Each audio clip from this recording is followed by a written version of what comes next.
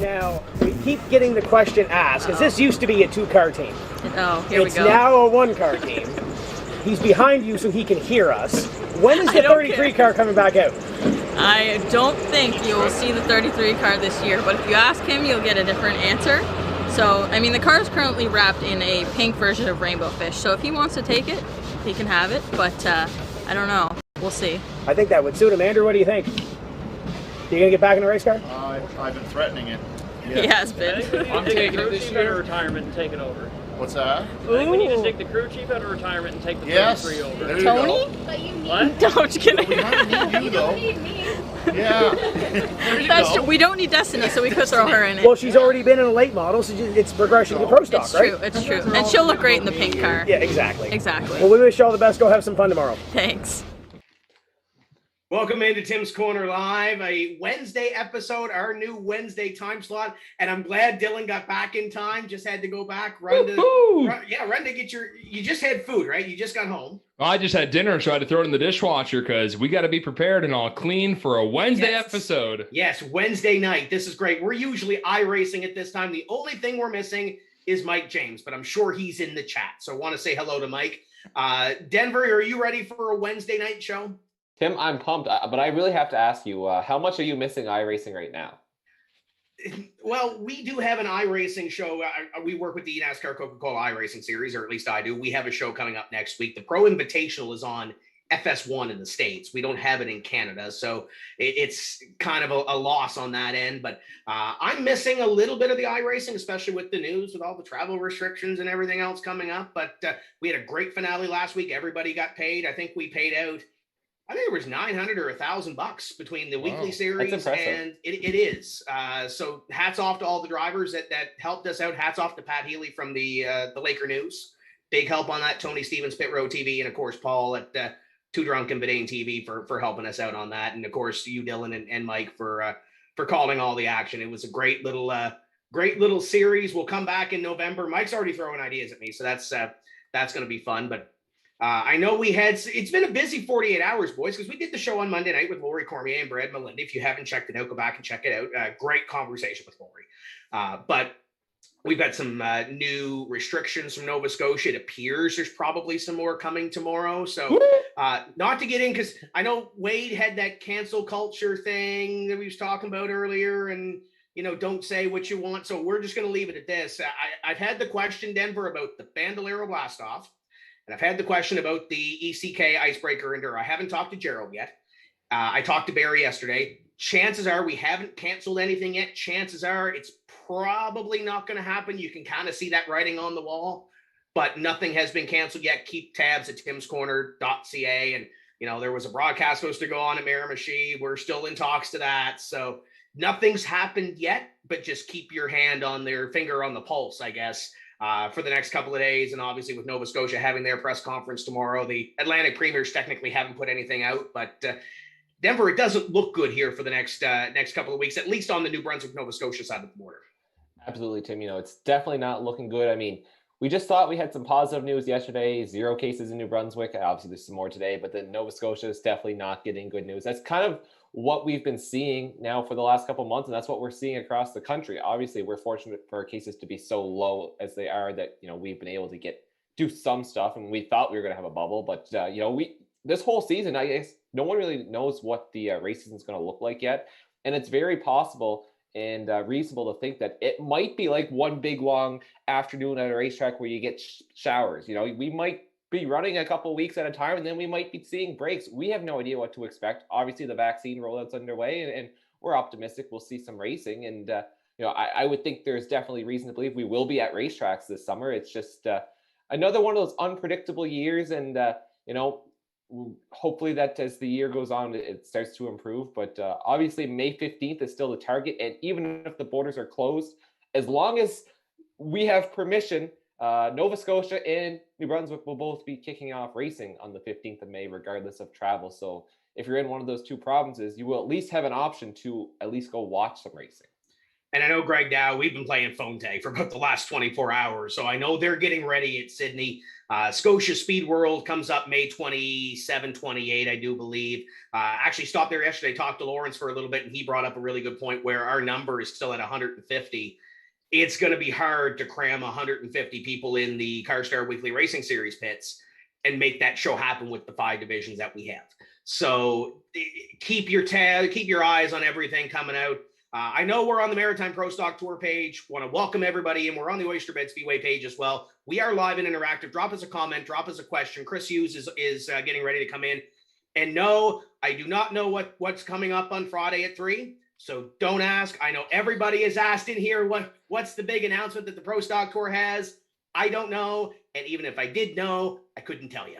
So leave useless. it. That's pretty much what I am.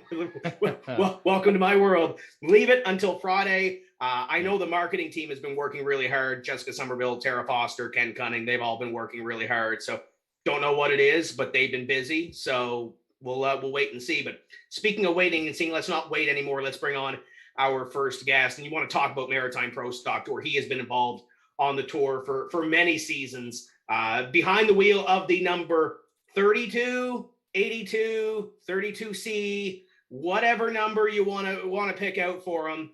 It's Chris Hughes. We're going to bring Chris up here and chat with the driver of we're going to call you 32 tonight. Is that fine? That is the number. Yep. Okay, we'll roll with that. It's Chris Hughes. Chris, welcome to the show. Hey guys, how's it going? So far, so good. Thank you for being a part of this.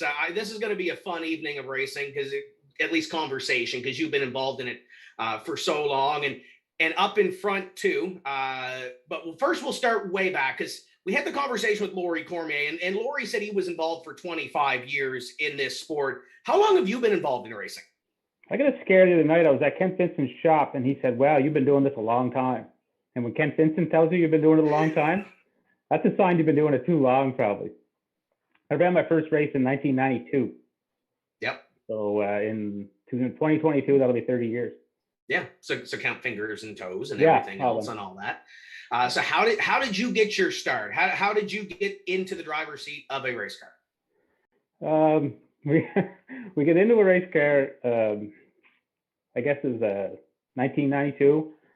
And it was a 76 Nova hobby stock car that my brother-in-law at the time, him and I went, dug it out of somebody's woods, took it to the shop. Dad looked at it and he said, "That's all you. If you can run that and show enough interest, then maybe we'll do something later." So we ran that car a couple of weeks, destroyed it, got another one, started to have some success, and then it just kind of snowballed. And of course, that would have been at Oyster Speedway, right? Oh yeah, that was all at Oyster. We did run that car though at Riverside Speedway the next year in a big July 1st Open and finished second at Riverside with the hobby stock car. So it didn't take you long to get off the island and go do some exploring, right? No, we were only. That's the funny thing. People think that when you're from here, or a lot of our local guys, they have a million laps here at Oyster Bed, and I really don't. We raced here in 1992 in a hobby stock. We raced in 93, our rookie season in the then modified class. And then in 94, we run the start of the year, and midway through that year, we bought a match car at the time and started traveling. So we were all over the place. So doing this traveling thing is nothing new for you. And I kind of went back through the results pages, the first tour race, or the first Pro Stock Tour race, 2001 Scotia Speed World. There was 19 drivers start that. I think there's 5 that raced in 2020, you being one of them, of course, Kent Vincent. I think you and Kent were the only 2 full-time cars in 19, which was our last full-time season. And you're still racing now. Obviously, you look at John Fleming, Donald Chisholm was in that race. There's a couple of others that are still floating around. Wayne Smith technically is still racing a street stock. What do you want to trying to say, Tim? I'm trying to say that you're a seasoned veteran. Right. So what does it mean looking back on all those years, knowing that you've been around with this deal, and you started, John Fleming, Wayne Smith, all those drivers were there at the start that we're used to seeing, but they've kind of hung it up, they've kind of semi-retired, and you're still going strong. What does it mean for the longevity of this team and for yourself as a driver? Well, the team is, I guess, teams has kind of evolved, and it's different now than it was. We can get into that later if you want, but it's, I don't know. we didn't run a lot of full years either. When those guys were grinding out 12 or 16 races, if you go back and look through our records, like you say, I had a lot of races where we run 4 or 5 races. I think I'm going to say there's only probably about 5 maybe full seasons that we ever ran. So maybe that's why. Maybe I'm just not tired yet. I don't know. So does that include the 2019 season where you guys were going to run part-time and then decided to run full-time at the end of it? Yeah, I don't know how that all happened. We were going to run 4 or 5 races, and then we went to Petty, had a good day. Went to the next one, was it Scotia maybe? I don't know, Scotia I think. Had another top 10 run, and then on the way home, and somebody shows me the phone, and they're like, "Are you going to go to the next one?" I said, "No, it's not in the cards to go to the next one." Well, you're sitting third. We could go to one more and see how it goes. 3 or 4 weeks later, we're still in the top 5. So then you kind of got to grind it out to the end, but. Well, the grind at the end of the season wasn't bad. The last race kind of came off the rails a little bit, but you ended up on the podium, cars wrecking all around you. You were able to dodge it and come home with a podium finish. We're actually showing the highlights of that race now on the screen, you battling with Russie for second place at the end of it. How cool was that to be up there at the end of that race going for a win? Yeah, it was cool. The first half of the race, if you went back and watched the race, I think we started somewhere inside top 10. We run the third in the first 100 laps, and the car was really good. And it wasn't quite as good in the second half. I'm going to say legitimately like a 7th or an 8th place car, and dodged the wreck, like you said. And I knew we were too tight, and Cole got a really good start at the last one. And we were just not really hanging on. We knew we were good enough to do what we were doing. So it wasn't really super intense, but I knew that we were probably a little bit better than Russell, or I thought we were, but we were on the outside. So it's just kind of one of them restarts. You don't want to screw it up. You want to get what you can get, right? So how big was the celebration that night after the podium finish? It was pretty big. It was Corey's first podium. It was like McNeil Hughes. It was our first podium. It was my first at Scotia. So it was, we had to drive home, so it wasn't outrageous, but it was a lot of fun. We are live and interactive here with Chris Hughes, driver of the number 32 from Brackley Beach PEI. Dylan, I know social is going to be ablaze at some point because I know Corey, Bub says he was coming loaded for bear. So I don't know what exactly he's going to bring Chris tonight, but if he's out there, this is the time to put the comments down if they're not there already. Dylan, what are you seeing on social for early returns? Which Corey are we talking about? We can throw stories from either one of them. Okay. Chris, good to talk with you, and I can't wait to see you on the track soon. But Corey Lund's wondering, how was your first NASCAR race? That's not that good a story, Bubs. It was just kind of, we went away to look at a car. I was like 17 years old, went to Al Robinson's house, and I had no idea what I looked at. And they looked at me and they're like, "What do you think of the car?" I said, "Looks like a car to me." Yeah, so we bought it. I think that was on a Friday night. Al's got the story better than I do. He's got it straighter, but I think it might have been a Friday night, and we stayed over and landed at Petty on Saturday or Sunday to race the thing. I had never sat in a NASCAR, so that's kind of how it all got started. It started before that day I got mad. We left Oyster bed. We're not racing here. We're going pro stock racing, and we took off anyway. But that's how the whole thing got started, with a car from Al Robinson. So what NASCAR legends would have been in that race? I mean, who were you going against that Petty? All of them. Terry Clattenburg, Frank Frazier, probably Dean Clattenburg at that time. Man, if you can name it, all those classic names that I looked up to were in it. Jennifer Drake on Facebook's wondering, as a smaller team, do you find it challenging keeping up with the bigger teams, the more funded teams that have more resources than your team? Yeah, well, that's the ongoing battle. We are extremely lucky to have support like we do. We wouldn't do it without it. And I was thinking about this today because I knew somebody was going to probably ask. And it's all relative. If you race and you think you need a $5,000 body to go racing, and all of a sudden you need a $100,000 budget to do it. It's just so we do a lot with a little, I guess is what I'm saying. We learned how to spend your money smart, especially if you've been at it as long as I have been. You know the stuff you can't skimp on, and then you know the stuff you can. Does racing on a smaller budget, Chris, change up your strategy going into a race? Maybe like a longer race, like an IWK 250, knowing, okay, maybe I have to conserve a little bit to save my gear? No, I don't think that way as far as race strategy. When we go geared up to go. I mean, we go with tires or we don't go. We go with brakes or we don't go. So, I mean, when we go there, we're ready to battle whoever comes on. I think more experience is a difference in strategy than budget for us. Just knowing that you're not going to win it on lap 10. That's all we got so far, folks. Feel free to leave a comment and give a question to Chris here. I know Oyster Bed, the Facebook page is kind of quiet. I know the Maritime Pro Stock Tour is kind of quiet. I know there's people trickling in. This is a Wednesday night. It's kind of new for us, but this is the new kind of time slot because we can, in the summer, we can look at races from the week before, look at races coming up. So this is where you'll be able to find us instead of the Monday night. So if you're out there, you're watching on the Oyster Bed page or the Maritime Pro Stock Tour page, drop us a comment. Don't be shy. I know Will McIntosh is watching as well, so I want to say hello to Will. Dylan, you're familiar with Will? Oh, I'm very. He's probably getting the Valley Raceway burgers ready. He's made me a little more plump than I am. I can't wait to get back to Valley Raceway this year. But Chris, I'll ask you that question. We talked to Laurie on Monday, and we were kind of talking about racetracks that he maybe hadn't been to in a while that he wanted to go back to. Is there any racetrack on your bucket list? Because you've been to a ton of racetracks around here. Is there any racetrack that you either A, want to go to race, or B, haven't been to in a while and you want to go back and race? I think we got to most of them in 2019 when we planned to do 4 or 5. I think we hit them all, but Oxford's always been in the back of my head. That's one. I want to ask you about Speedway 660 because it seems like you have a love-hate relationship for it, or at least you had a couple of years ago. I know the first year I started off on the tour, you walked in, you weren't fond of the place, and you put the thing on the pole with time trials, and just went on the way. And then last year at 660, it just seemed like nothing went right, and we had a lot of cars to pass. So what is it about that racetrack and your team that kind of gives you that love-hate relationship?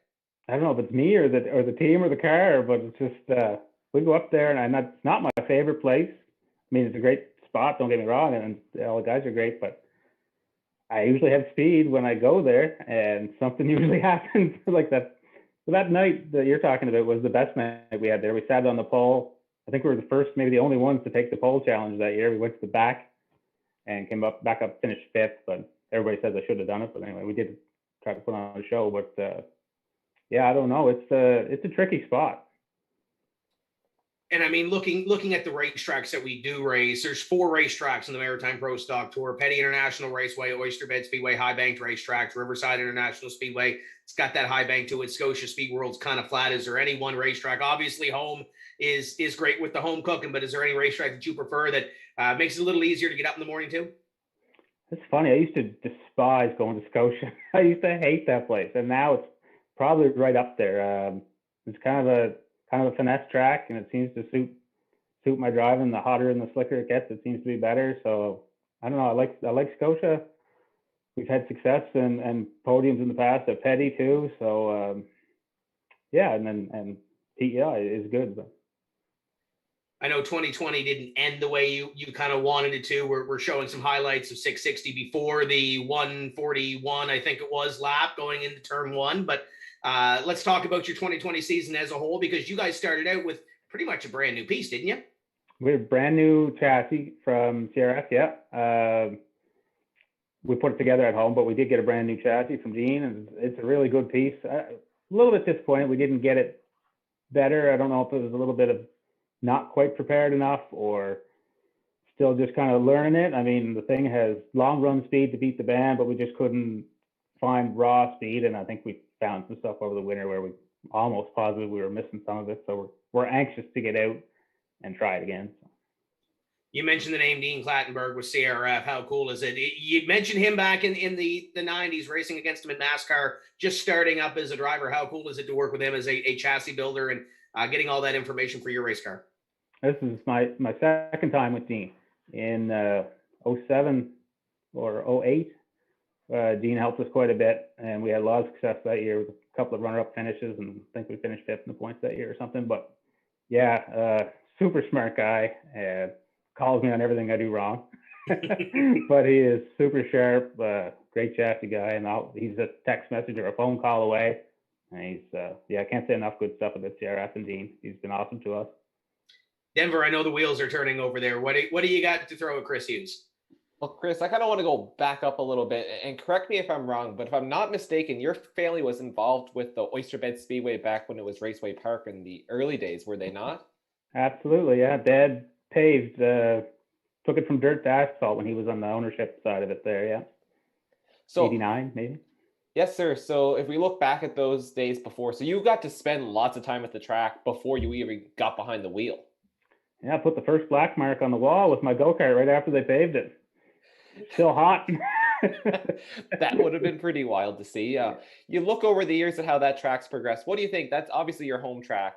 But, for having your father pave the track to where it is now, what do you think of Oyster Speedway? I know everyone that goes over there, I've been over there many times. It's a beautiful facility, great little track. What do you think of Oyster Speedway? It's home. I mean, it's just like you said, I grew up there, so I got a pretty special connection to it, and I kind of take a personal interest in what goes on there, and it's it just feels like home when you pull in, and it is. The ownership group now has done a lot of work, and they've got it looking really good, and we just got to get it going. So I want to throw a question at you. We put this question to Randy Miller a few weeks ago. A couple years ago, they switched from, it was the modified and then the late model class, and then they moved to run the Pro Stock House class. What were your thoughts on that decision? And obviously you have a Pro Stock now, so what do you think of that?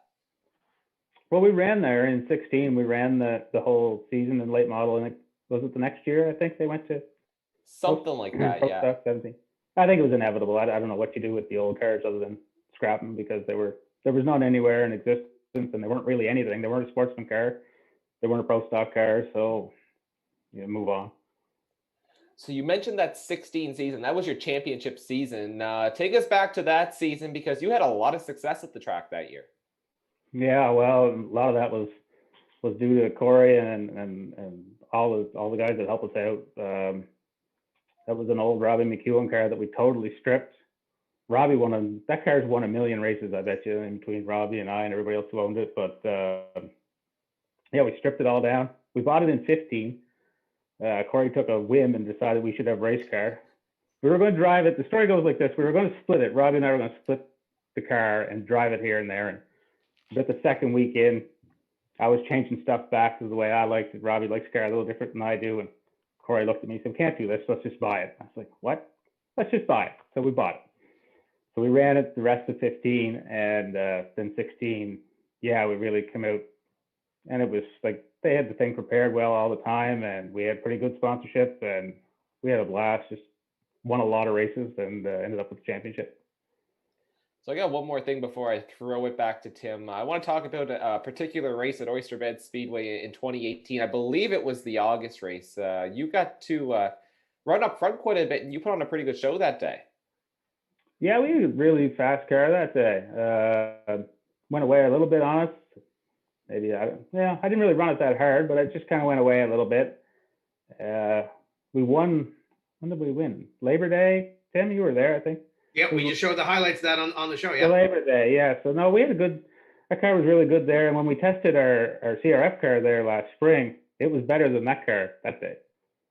So we're hoping that we get back to that. That Labor Day show, weren't you guys at 660 the couple of days or the day before that? We were at the night before. Yeah. We barely made it to the show at all at PEI, but yeah, we're some tired boys. I mean, it's the ones that partied all night. Well, it's easy I don't want to say it's easy for a race fan to come from Gary to PEI, especially with the party that goes on at 660, usually during speed weekend. But for a race team, what did you change that day on that race car? Because it was lightning quick when you hit the racetrack at Oyster Bay. Yeah, it was good. Front springs, gear ratio, some bump stuff. We knew exactly where we were going back to, I guess, from the race that Denver was talking about. We were kind of going back to that deal and basically just put it back there, and it was good again, and just had a good day. We are live and interactive here on Facebook with Chris Hughes. Drop your questions, drop your comments. Keep Dylan Langell busy tonight, because I know he was a little asleep at the start of the Monday show, and he kind of slacked off. Yeah, well, it was slow on Monday night at the very start. Lori kind of picked us up a little bit. Is it slow now, or are they keeping you busy? It's still a little slow, so come on, leave a comment. Anything, really. Well, mostly anything, probably. Mostly anything. Chris, Corey Lund's wondering, what was your first experience on bump stops? Oh my, that was an experience. Yeah. I don't know what year that was. Maybe 2007. We started experimenting, and there's guys that are listening to this that probably won't believe this story, but anyway, it is true. We had talked to Dean, I believe it was, and he told us what to go find because there was no bump stops here or around here to go buy at the time. So Deb went on a shopping spree and came home with the 3 different grades of hockey pucks, and that was our first bump stop. So I came out from the garage one morning and I see this abortion of a thing hooked to the right front of the race car, and I'm looking at it and I'm looking at him and what is this idea? Anyway, we load the thing up. I think we were going to Shediac. It was Shediac. And I took it out on the racetrack, and I thought my fillings were coming out of my mouth. They were pounding that hard on the bump stops. And I ripped in the pits and I said, take all that junk out of there. I said, how slow does it go? And they said, 70s. And I said, wow, that's terrible. Let's take that junk out, put springs back in. We were on another second. We were a second faster in the 70s than we were without the bump stops. So that was my first experience on bump stops. And from then on, we were kind of one of the first, if not the first around here that caught on to it. Will McIntosh is wondering, Chris, he's the chef at Valley Raceway, the dirt track that I announce at. He makes some kick-ass burgers, and he's wondering what's your favorite track food and which track has the best food in your opinion? Well, I haven't been up there, so I can't give a gourmet review of up there, but I don't eat a lot of track food, to be honest. Yeah, I really don't. It's mostly good stuff. If I sneak in a pop, that's a big day for me. Is that part of your routine with racing, to trying to stay physically fit? Do you think that's an important factor? I try to do a little bit, and I have some stuff that I just can't eat too. So usually eat pretty good, and especially on race day. But no, not really a routine. I think I just try to eat good and try to stay a little bit fit to get in that thing. Jennifer's wondering, any pre-race rituals? People would say yes, but they think I'm quirky, but I'd say no. I mean, Dylan Blankhorn told us all his rituals almost. Yeah, five or six grab all. Yeah. Yeah, I haven't seen that. Fleming was famous for that. I used to, throw up on his shoes before we got in for the feature, but I'm not too bad, I don't think. They would say that I have quirks to put one shoe on at the same time and things like that, but nothing really that stands out to me. I'm just trying to scroll through here. Tim, it looks like we're all good for now. Oh, wait a minute here. Well, it's just Will. He's saying you got to come to Valley Raceway if the Atlantic Bubble comes up. Would you dabble maybe in some dirt racing again? I think I'd be bad at it, but I'd try it. Well, you go back to the food thing. You have Holy Cow on the side of the race car, right? Well, this is tonight's news. Oh, is it? Oh, this is tonight's news. Yeah, we found out. We talked to Quentin Tuesday or Wednesday, and we're just announcing tonight that for the 5th year in a row, they are back as a major sponsor again this year. So we're pretty stoked. Yeah. Good deal. I haven't been over yet. I know it's one of the things that I have to hit because I usually hit some of the spots over there. So that's one of the places that I have to hit. We usually do marketing partners at the end of the interview, but I know you guys do a fantastic job at doing your marketing, getting the sponsors on the race car and giving them their promotion that they deserve. Who do you got back on the car this year? Give them a little bit of a promo here. Yeah, we'll do a little promo. Right here, we got Peterbilt Atlantic, who is back in racing. Tim would remember them being the 250, the Peterbilt 250. You guys would remember that. So this is their first time back racing since then. So we're really excited to have them. They're going to be a major sponsor. They're on the quarter panel this year. We have the sample. This is wine kits. You told me you were going to get me wine last year and you never did. So wine kits is back. It's a great product. You guys get a sample. They're back on it. Tops of Floors is another major sponsor. They're on the hood.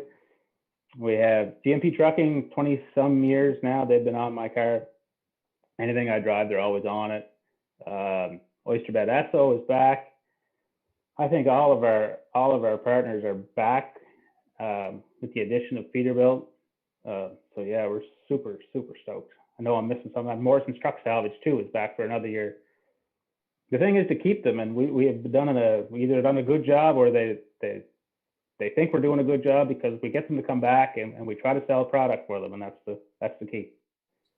Now, being a wine connoisseur now with wine kits on the car for the last season and coming back on this year, I know Mike James, our friend from Eastbound, huge into wine.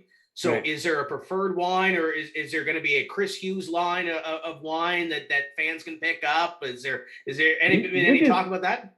You just wait till you see the next bottles. We're going to have McNeil Hughes Motorsports labeled wine coming out.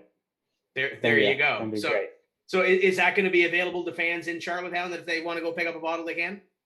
We'll figure out a way. Tim, you know, moonshine is back up in the comment section here. Flory Cornby back? No. But Chris, on Monday, we had a good chat about moonshine, comparing different provinces. Have you dabbled a little bit in the moonshine after a race, maybe in Speed Weekend or something? Yeah, I've dabbled, yeah. Not in Speed Weekend, though. Were you at the banquet? Were you at the banquet in 18 or 19 when another one of your fellow Islanders had the moonshine snuck into the banquet hall? Can we talk about that? I think I may have been. I'm not sure. Okay. I'm not going to say who, but it's somebody from over there. I could probably guess too. But what else do you got, Dylan? What else do I got? Well, Bumpy is wondering if you have any heater hose left. I know who Bumpy is. It's Mr. Oblinus, yeah. Yeah. He owes me for that still. Yeah. Well, as I said, we were one of the first on bump stops. And we were doing really well. I think we had a pole, qualified in the top 3 the first 3 or 4 weeks and ran up front. And the tour director at the time, he came down and he said, you have 2 weeks to take that stuff off. Now, by the letter of the rule, it was legal. By the way they had the rule written, there was nothing illegal about what I was doing. And I said to Ernie, I said, there's nothing here illegal. And he says, no, there isn't, but there will be in 2 weeks. So off to work, we went in the shop and we found a new way to bump it. Then it did involve some heater hose and a few things like that. And we shared it with Dave. Dave and I were sharing some information at the time and having quite a bit of fun and running really well. So yeah, I don't know if I have any left or not, Dave. We'll look. Jaden McNeil wrote, branded wine makes for a happy pit crew. Is that one of your crew members? Yeah, he's one of them. Yeah, and I don't know about wine. Have I seen him drink wine? I don't know. I've seen him drink pretty near anything, but yeah, he'll drink wine too. Hey, you have to now. We want to ask him what time the pits open on Sunday at the 250 in Gary. That's what we want to ask Jaden because he seems to have trouble with his watch. Mike James from Eastbound Park is in the comments section watching. Oh, is he? Yeah, I'm sure he's got his glass and he's wondering when you're going to come to Eastbound. Has that ever crossed your mind of going to the Rock and maybe racing or even just watching? I actually thought I was going to the Rock at one time to race, but anyway, it didn't work out. And yeah, heck, if there was a way, I've never been to Newfoundland, so I do want to go. And just like a wine, Tim, we're all dry at the moment. And Paul actually worked up. You can see it on your screen. The Advance My Track Challenge. You can go to advancemytrack.com, vote for Eastbound Park 3 times a day. They're in the running for $50,000 in track upgrades from NASCAR and Advance Auto Parts. So go do your part. Head over to advancemytrack.com, and it's easy. It takes you 30 seconds, 3 votes a day, and we could get our friends at Eastbound, Mike and Patty and Bob and everybody that races over there a little bit more to invest back into their racetrack. And they've got one of the best in Canada right now. But Chris, I want to ask you about the number because you knew this was going to come up at some point. So I know you were prepared. I know you had 88 for a while, then you hopped to 32 and then a little back and forth. And then when you came back, there was a 32 in the series. There was a 52 for a while. Let's talk about numbers. How did it come from one when you started your racing career all the way to 32, 82, C, H, whatever? Can you see that one up there? Barely. That's the 32. Okay. That's the original 32 in 1986 or something. I started racing with number 55 on my car because that's what came on it, and it was less work just to race that number. I tried to get it my first year in pro stock. It was taken, so then we went to 88. And then in, 2005 maybe, something like that, 6, we went to, wanted to do something for Dad, and I surprised him, and when he came out to see the car, we had his number on it. We had the 32 on it, so it's Dad's number, so it means a lot to me. And I know there's been the C and the other. I will say though, when we had the 82 back in 19, you guys did some tape work that was really ingenious. I think there was phenomenal. There was a tire temperature reading, I think, in one of the Halifax races, wasn't there? You guys had forgotten and you said, okay, we'll just slap it on for the autograph session. Yeah, Jason was having a little fun with that by the end of it. Yeah, I think that tape fell off though in the middle of the race. Yeah, it blew off. I don't know what happened. Something like that. Yeah. Doesn't matter. It's 32. Yeah, it's 32. I don't see why Sarah and I can't have it both. So yeah, everybody knows either side, and I'm exactly. Sure it's the season is coming, so they know. Is there going to be any changes to the race car? Are we still going with the black and the blue and the white that we had in 2020? It's going to be a change this year. We're probably Mike just sent me something today, so we'll probably get it up on our site. McNeil Hughes Motorsports. We'll probably have something up there. You're going to see a change in the paint scheme this year, for sure. So is there any sort of clues? Is it a black base? Is it going back to the white base? What can we at least, spill the beans a little bit?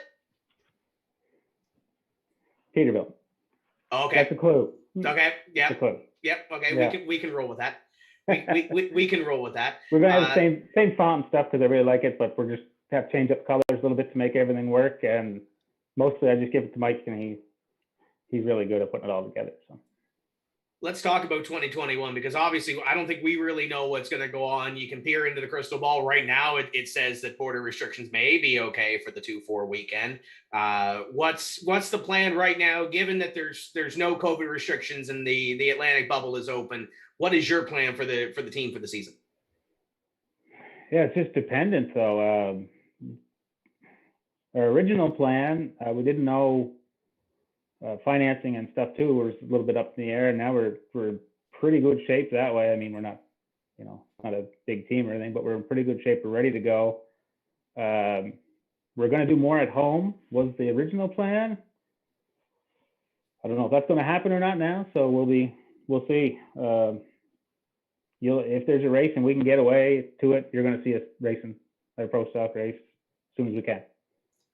We've chatted a bunch about racetracks working together and being able to come together with schedules. And I think this is the best year we've seen it in a while. You've been around this deal for so many years and seeing these racetracks kind of bicker back and forth on dates and everybody running on top of each other, same divisions, what have you. What's your take on what you've seen so far here in the last couple of years, schedule wise, and how these racetracks are working together? Yeah, I think I echo what most of the other guys have said, that it's a great schedule. I mean, you can pick and choose. You can run the tour. You can still run some at your home track. You could do that series, in the Brunswick, Teddy and Fredericton deal. Yeah, I think it's awesome. I think there's 6 or 7 points races at Oyster if you want to do that deal. That'll still leave you open to go and do some of the races away. You mentioned that Oyster House division. We showed a couple of highlights a little bit earlier, but it's a strong division over there with guys like Matt Palmer and Troy Burke and Tim Gass and Tyler Smith. List goes on and on of drivers that are over there. That it's a smaller division, but it seems like it's a strong division because you get yourself, you get Dylan Gosby, the Kent Vincent, the great crowd from time to time that wants to shake down their race car. What do you think of the home track and the hometown division now? We talked about the transition, but what do you think of it now going into 2021? Yeah, and these guys are at home here are learning in leaps and bounds. And I think the fact that the tour coming or like you said, some of the other guys coming in is forcing them to dig deeper and learn a little more, because now they know they have the same equipment. So I think they're digging and they're getting better, and it's a pretty strong class. I mean, you're not just going to go out there and whether it's Dylan or Kent or Greg or me, nobody's going to go out there and lay over these guys. They're going to be tough. Dylan, I know we have one more question coming in from Rob Bonus because I saw it out of the corner of my eye. I'll let you handle that. Good to see Rob tuned in and watching though. Yeah. Hey, Rob, thanks for viewing us here tonight. He's wondering, Chris, any memories of the pit crew competitions from the old NASCAR days, maybe in Douglastown? Oh, yeah, I do remember that. That was a long time ago. A long time ago. My wife at the time, pretty sure this is the one he's referring to, lost a tooth there with an errant air gun that kind of, somebody flipped the hose and tripped to the hospital. I mean, I didn't go to the hospital. I had race, but isn't that how that always works out? I mean, they need the driver in the race car, right? I had to stay. Dylan, anything else that you're seeing pop up on social? Oh, I think I'm laughing too hard from that. No, it looks like again it's dry. So again, well, actually, no, we got Derek Hilchey is giving the thumbs up about moonshine. So it's always coming around moonshine now, and the wine and everything. I think we're talking more about the after parties more than the actual racing. It sounds like. But that's the great thing about our sport, and Chris, I know you can allude to this too.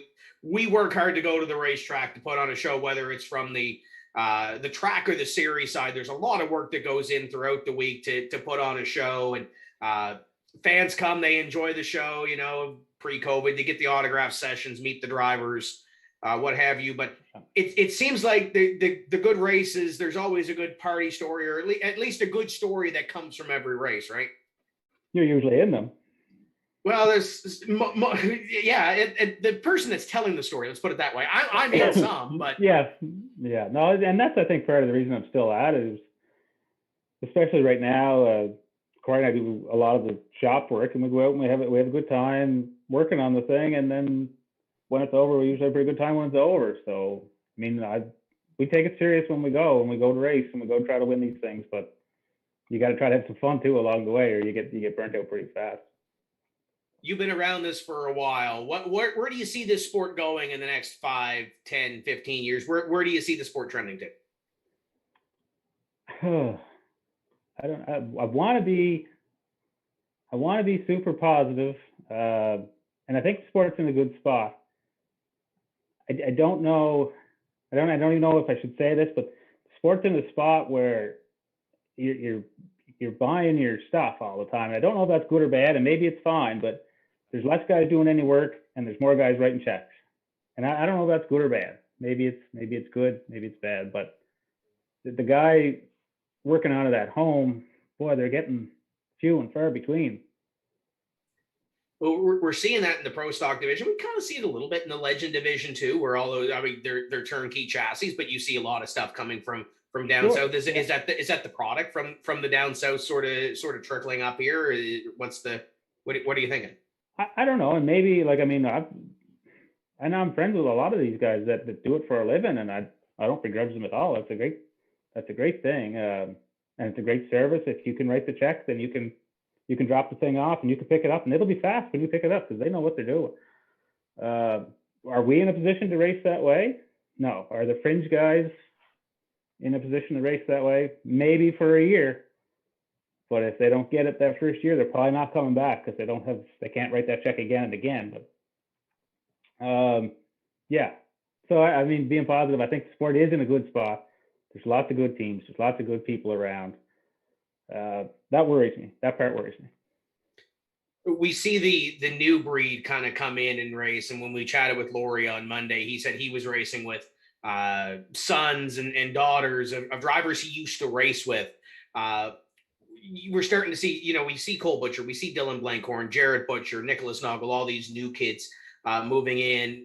Have you seen the shift in the way that a race takes place compared to 25 years ago? The pace, the way it goes, sort of thing. I don't really. I mean, the kids are so smart and they're good drivers, and the really good ones, like Ashton, they're not burning their stuff up. They're not out to kill at lap 20. They've figured it out. they're smart drivers and they know how to get it done. And you can still feel it when you're near the front. If you're in that top 8, top 6, you can feel it ramping up, with 20 to go. And that still happens just like it did 20 years ago. I can remember the first night that I had that feeling like this is going off the hook here. Something's going to happen. We were in Riverside, and it was my first time, I think, up in maybe the top 5 or 6. And you could just start to feel the intensity. It's like, wow, this is, the last 20 laps when you're up front, it's still the same thrill. It's still the same ramping up and same excitement. So for these kids that are coming along, or new drivers, I guess, that are coming along, obviously Matt Vaughn got his start last year in the 0 car. Jordan Vino's coming along with a pro stock this year. What kind of advice can you give to those guys that are not necessarily new to the sport, but might be new to the pro stock ranks? Yeah, learn your stuff. It took me a long time, but we couldn't. I was dumb and didn't have any money, so it took a long time to learn it that way. And learn your stuff. You'll always be better, whether you can buy it or not. Learn your own stuff. Know what's going on with your race car, and you'll be better for it at the end of the day, I think. We talk about you being around for a little while. We had the throwback photo on Facebook a little bit earlier, and I know Paul's got it. We'll pop it up on the screen of you and Jim back in 2014. I know Tyler watches the show. Any cool memories of Jim Hallahan? A million. Love Jimmy. He's like family over here. He was Dad and him were super close. I can tell you one quick one. My first trip to Scotia Speedway, I guess it was my rookie year, 1994. It doesn't matter anyway. It was we went to one race, and we went to Scotia, or maybe Scotia was the opener. And Jimmy called on Monday morning, which he always did, and he said, "Did you see the points?" And I said, "No." He said, "You better have a look quick. You're ahead of your hero." Terry had wrecked. Terry Clattenburg had wrecked. We were ahead of him in the points. So stuff like this. And Jim was always calling. He got me to races that I shouldn't have went to. He would find you a tire sponsor, or he would talk you into it. He would say, "Are you coming?" And you weren't coming. And then you talk for a half an hour, and all of a sudden you're going to the races again. But Jimmy was just he's a legend. Love him. Yeah, we're gonna miss Jim, and the season's not gonna be the same without him. But I know Tyler's ready to go. He's got that 4-cylinder car all ready up. Can't wait to see it when it comes out to the racetrack. We got a couple of more minutes with Chris Hughes. Drop your questions in your comments. I see Robbie McLean has surfaced, Dylan. Correct. I saw the eye roll too. Let's go there first. But Robbie's got something for you, Tim. He wants to thank our sponsor, Bic Razors, for getting. I don't know if that's a Robbie comment or a Tammy comment, but we'll leave that as is. Looks better. Yeah, something like that. Chris, Robbie's wondering, when is it Emma's turn to drive? They don't have any interest. Thank God. They don't have any interest. Grayson maybe, but the girls, they're not looking at it. They like to go. Emma's a race fan, and Gabby a little bit. She got me geared up here tonight on Zoom, so she knows what's going on. But no, they don't have any aspirations of being race car drivers. We were talking about drivers a couple minutes ago, and I guess the entire time, but are there any drivers that intimidate you on the track? No. There probably should be, but no. I mean, you get that question sometimes, but really it's just a car, and it's no different passing Johnny Clark than it is passing, Joe Blow. It doesn't really matter. When you're faster, you go by. So even with a NASCAR driver at Oyster Bed or Riverside, you're driving and you look and say, "Wow, I just passed Mark Martin." It doesn't really go through your mind of like, "Well, what was he going to come and bump me or something?" I don't think at the time. I had a neat experience with David Rudeman when he was at the IWK. He was one of the first guys I saw do the wave by. We were pressuring him for probably 5 or 6 laps, and all of a sudden, I said, "What is going on? Is he angry at me? I haven't hit him. I'm just right on him." And all of a sudden, the hand went by, and he was pointing me by so that we didn't lose any more time. We were a little quicker, so he just wanted me to go ahead. And that was a learning experience that day to see somebody, do that. Now you see it a little more often on the tours, especially some of the experienced guys. Tim, is that what you call them? The experienced guys. Yeah. Yes. Yeah. Seasoned veterans. They know to do that. Dude. Yeah. Was that the year we had the rain out? We ran on Sunday. I think it was him and Regan in the 250. Were you one of the ones with paint on your fire suit after that autograph session? That was, yeah. Yeah. Paint on my jacket. Yeah. Yep. I had paint all down my pants. I remember that fondly. Yep. I need to hear the story about that. What's going on with that? So we ended up raining out after, I think, qualifying, because I think we ran time trials that day. And it rained during the autograph session or around that time. And instead of having all the drivers at their race cars, we were kind of all underneath the tent. It was the year Johnny Clark was there too, because I think Johnny was standing right beside me when I realized there was paint all over my rear end. But it was Johnny, Rowley, and a bunch of others like kind of standing there underneath this tent. And they just painted the wall because they figured, hey, we just did time trials. We had somebody scrape the wall, either time trials, practice, whatever else. They painted the wall white and put the tent in front of it. Drivers didn't know they were working on their race cars. And then you come over the stairs, and I think Regan and David had their cars underneath tents anyway. I think it was on the grass, and unbeknownst to us, we kind of leaned on the wall, didn't know they painted it. And I think there was at least a half dozen of us that didn't notice it until it was too late. A lot of us got white. Yep.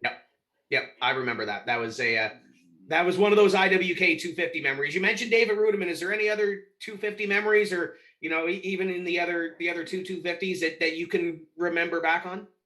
Losing it twice. I thought I had it. I thought I had it one year for sure. We were chasing Tucker down, and I was running really hard. We were in second, and it was probably only 20 or 30 to go. I did not know he had a tire going down. And I was winging it out there, and I ended up spinning it. There's only 5 of us in the lead lap, so we ended up wherever, 4th or 5th, something like that. And then the next year, I thought we had a shot at it too, and we ended up, I don't know, 6th or 7th. But anyway, we've had a couple of really good shots at it there. Run out of fuel one year. Our boy Bubs remember that. We put all the fuel in we had was the answer I got on the radio. That wasn't enough. So whose fault was that didn't get the fuel? Well, I don't know if it's anybody's fault. I'm not going to blame anybody.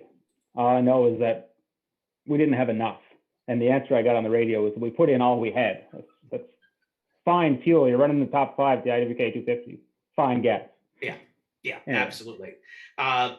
Going back to that 2014 photo that we had, you ran for Big Papa Motorsports, ran for Tom Nichols for a little while. And I think that was kind of when you were kind of coming back into pro stock racing, or kind of getting that itch again.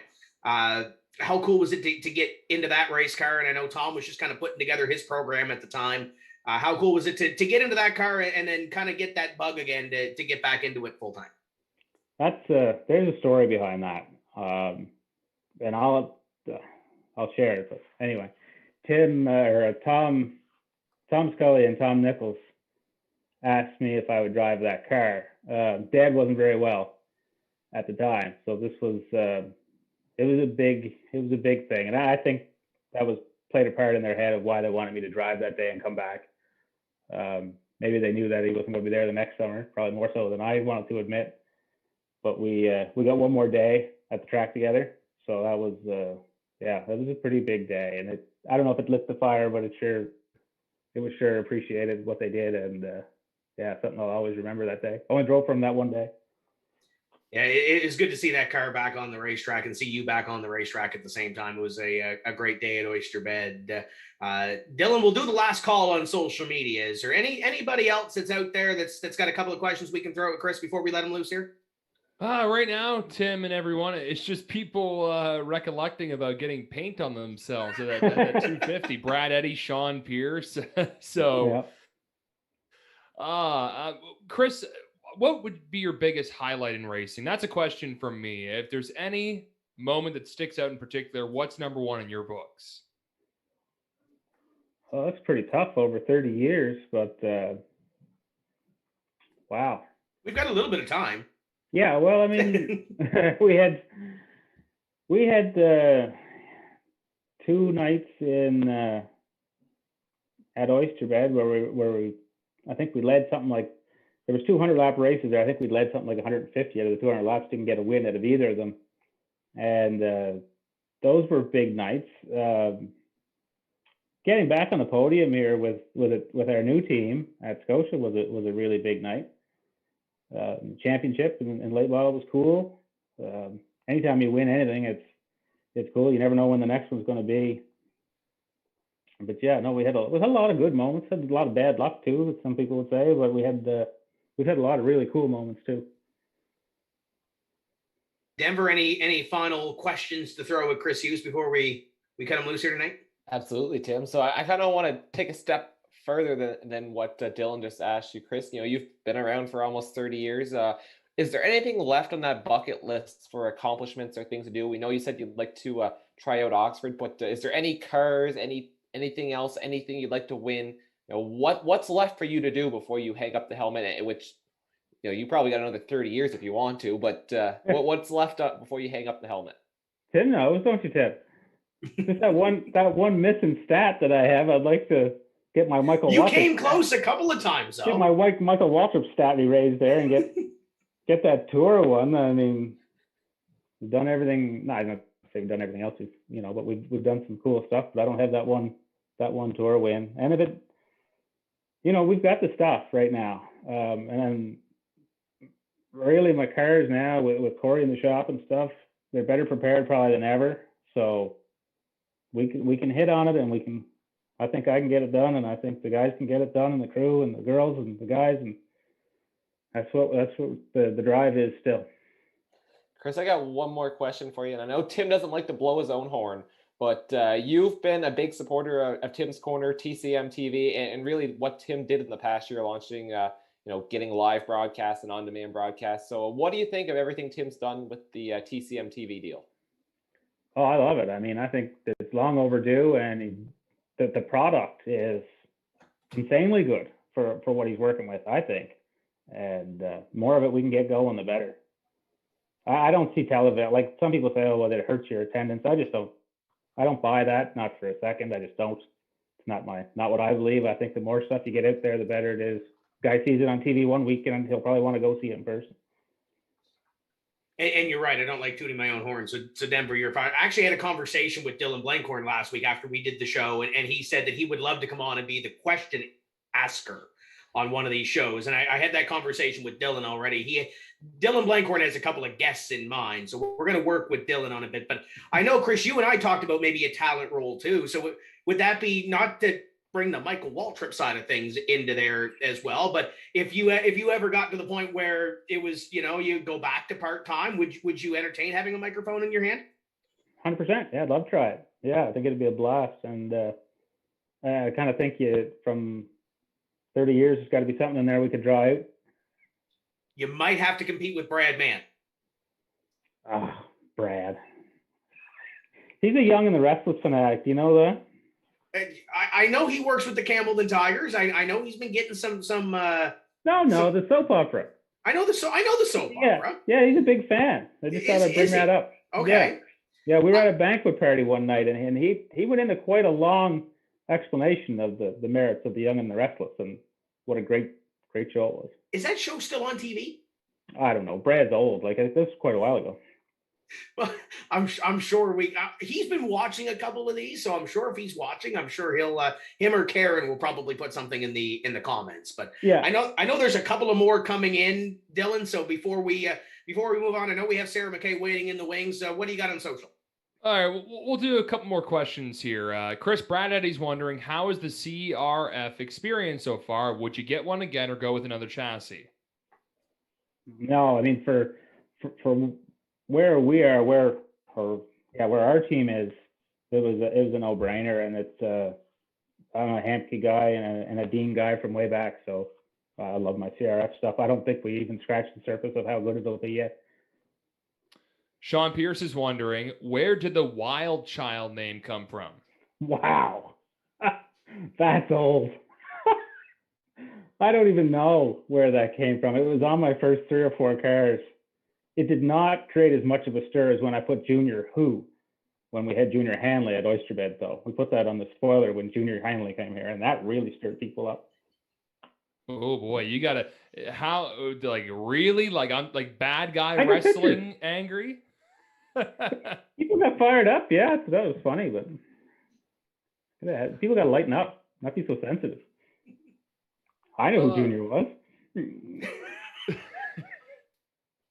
That's great. We'll finish up Facebook questions for this part here. Brent's always watching it, and he's always got this one question about wrecks. Is there any wrecks in your racing career that stick out? 2. We went off to turn 1 and 2 backwards at Oyster bed, and they fly pretty good when they get turned that way at 70 or 80 mile an hour. The flying part was good. The landing part really sucked. And there was one at Riverside where I ended up, you remember the old posts maybe? I don't know if you guys are old enough to remember the old Riverside that had the posts and the guardrail. So I had the post from the guardrail in with my feet. So that was not a great experience, but I've been, knock on wood, I've been lucky. So nothing horrible. Now back to the Sean Piercing for a bit. You said that the wild child name was old. So are you calling him that O word? Is that what we're getting at? Younger than me. Well, he's still been involved in it for so many years too, right? We're gonna have to get Sean on the show here one day because I know he's moving to Sportsman and everything else. So I think that would be a great conversation as well. We mentioned the sponsors earlier. You kind of touched on the crew. Who is on this crew that makes it happen? Because I know you don't do it alone. Nope, and certainly don't do it alone. And like I said, I mentioned Corey a couple of times. Corey McNeil, he's half owner of the race team and does half the work. And him and I, we have Jaden comes with us, his son. We have Laura comes with us.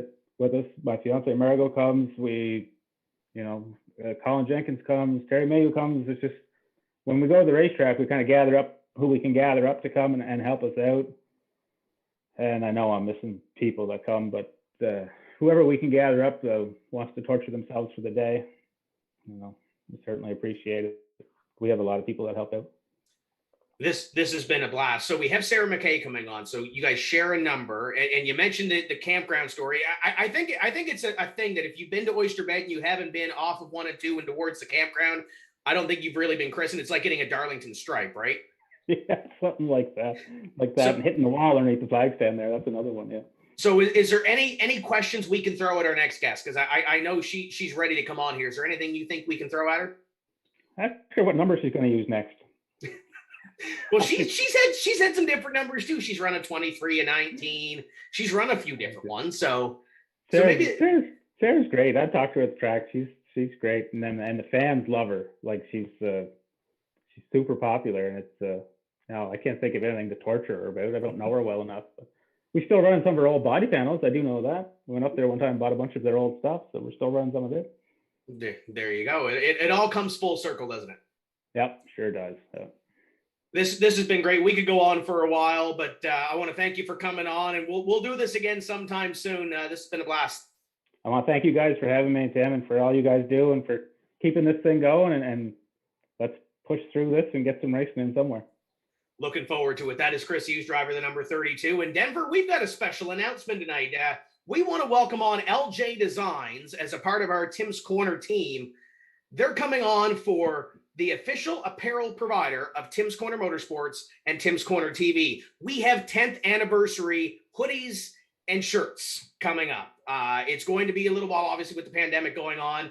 It might be a little while before they get there, but we're going to talk about that in a bit. But we've got our next guest coming up here, driver of the number 32 from Quispamsis, New Brunswick. It's Sarah McKay. Sarah, welcome to the show. Hi, Tim. Thanks for having me. It's been fun. Thanks you for being a part of this. We're showing some highlights on the screen. We just had Chris Hughes on, so we'll start with that. What number are you running this year? I was listening. That's a good question. I don't know. It depends, I guess. I honestly don't know. I would plan to run 32. Maybe someday they'll let us both run 32. That would be awesome. But it all depends how my schedule plays out, I guess. If I don't plan on running enough races, I don't think the tour, like I could just make myself an 82 or something for those races that I do run on the tour, and then be 32 for the ones off the tour. So your father ran the car the last time. Did you guys change the number when you went to Shediac the last race? Yeah, actually, he made us redeco the whole car in the pits before the race. So it technically is 33 right now, right? No, he destroyed it, Tim. Come on, there's no body panels left on it. No, no, it got a whole new body. So because there was some damaged panels, and so now we don't have to worry about it. We've got a clean slate. So does that answer the question off the top of the show that we had? So your father is not planning on driving this year? No, Andrew will definitely be driving this year. He will definitely, you will see him probably in 2 to 3 races if he has it his way. So he hasn't made a tour start yet, right? He has not. That's a big leap. I don't know. We'll see how that works. We'll leave it at that, I guess. I'm sure he's watching. Want to say hello to Andrew. We're live and interactive here with Sarah McKay. Drop us a question, drop us a comment, and let's be interactive tonight on the second half of Tim's Corner Live. I guess we'll start at the start. How did you get your start in racing? Yeah, so my dad raced snowmobiles all while I was growing up. So he raced on the MSRF, and I was always around that sort of atmosphere. Then when I was at a young age, we obviously started sponsoring race cars, and then obviously he purchased and put someone in a race car. So I always grew up around racing, around the race cars, in the atmosphere, always had my dad talking about it, always traveled to watch different races, loved NASCAR, always traveled to NASCAR races with my dad.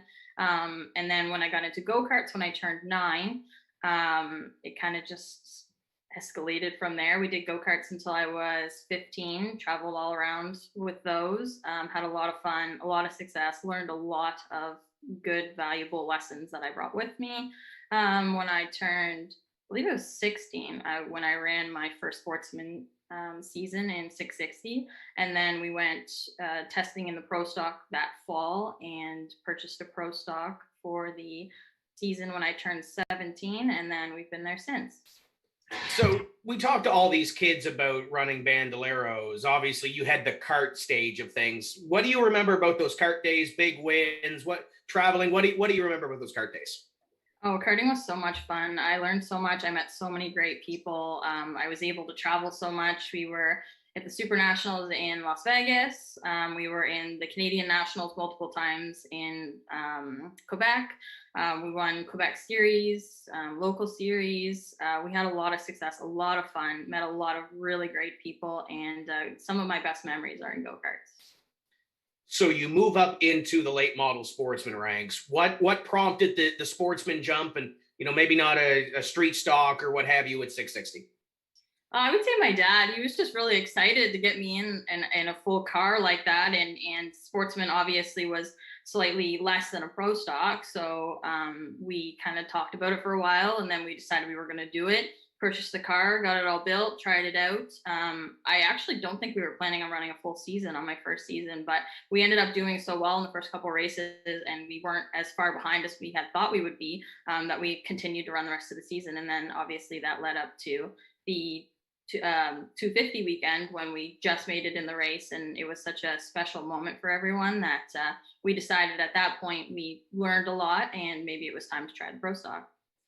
What do you remember about that rookie of the year season in sportsman at 660? Any big highlights? Anything from that rookie season that you take?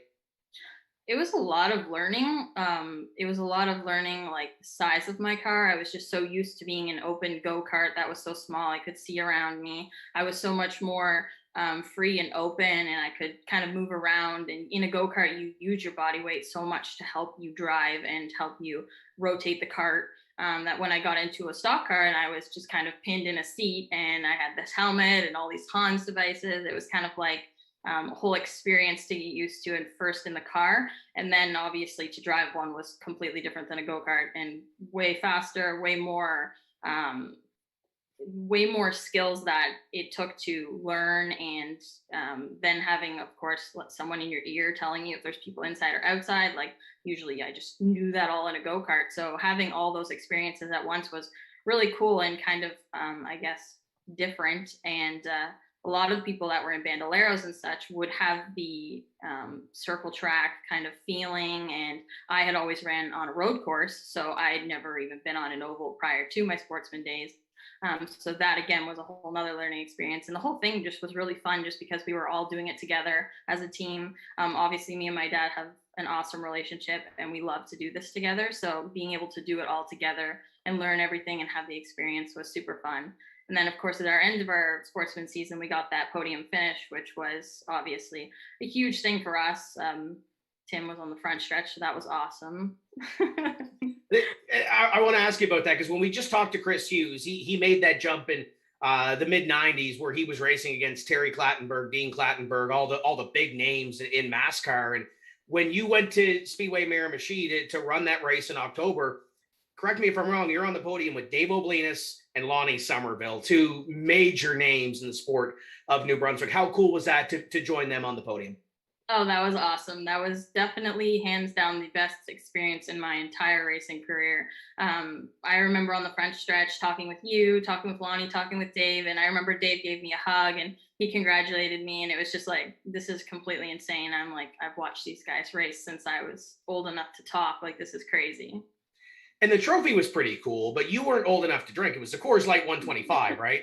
Yeah, it was. No, I wasn't old enough to drink, but the trophy's pretty cool. I still have the trophy. It's in my dad's office. And pretty neat. We are live and interactive. Drop us a question and a comment. Dylan, are you with us? I'm with you. I apologize. My internet is it's horrible. Tell right now. Dewey to stop playing with the cables. It's not him. It's Netflix. Sarah, it's great to have you here. Oh, it's Netflix. What? You play? Yeah, it's Netflix. It's Netflix. So what are you watching then? Here, Sarah? I ain't watching. I'm watching you guys do your thing. It's not me. Go ahead. Sarah, to get back to business here, to be a little serious here. Question from Brent. He's wondering, do you ever get nervous behind the wheel? I would say yes. I do get nervous when I'm strapping in before a race. I get nervous, but then as soon as you fire the engine and start rolling, it's almost like you just kind of get that second sense that kicks in, and it's like, okay, you do this every weekend. You know what to do. Just do your thing, and you'll be fine. Does it also depend on the event, Sarah? So maybe if you're going into a 250 lap race, the nerves and butterflies kind of intensify a bit? Yeah, definitely. With the tracks around here, I've raced them enough to have the experience and to kind of know what to expect and how the race is going to go. More so, I found I would get more nervous when I was down south running. And it was like my first, second, third times on the tracks. I would be very nervous because I wouldn't know how the race was going to play out or what was going to go on. But with around here and the race car drivers and everything, you kind of know how everything's going to go. Everyone's good drivers and the tracks are usually great to race on. So I feel like I get nervous more when I go out of my comfort zone racing, but when I'm here in the Maritimes racing, I don't find I get as nervous as you'd think. What tracks down in the south did you try first? So I practiced on Gresham, and that's my favorite track I've ever been on in my life. I wish I could race there so badly. I love that track. And then we raced the Speed Weeks in New Smyrna, which was super fun. That track also was very fun, a little bit more tricky, but definitely very fun. I think that those are the main two that I've been on down there in a super late model. Beth Fleet's wondering on Facebook, what was your favorite color scheme in the Pro Stock? You've always got some of the best looking cars on the track. What's your favorite? My favorite, to be honest, was probably last year with the rose gold. If it wasn't that one, it was the year before with the neon pink and the neon yellow stripes. That one I ran a couple years prior, but slightly different when I was down in Smyrna. And I think they'd be a tie between those two. Jennifer Drake wrote, it's awesome having females in the sport. And she says, keep rocking it, Sarah. But with females in sports and how now we're getting these professional female hockey leagues, the WNBAs on TV more, and we're seeing more women in racing. What does that mean to you to see that happening in 2021 and in the future?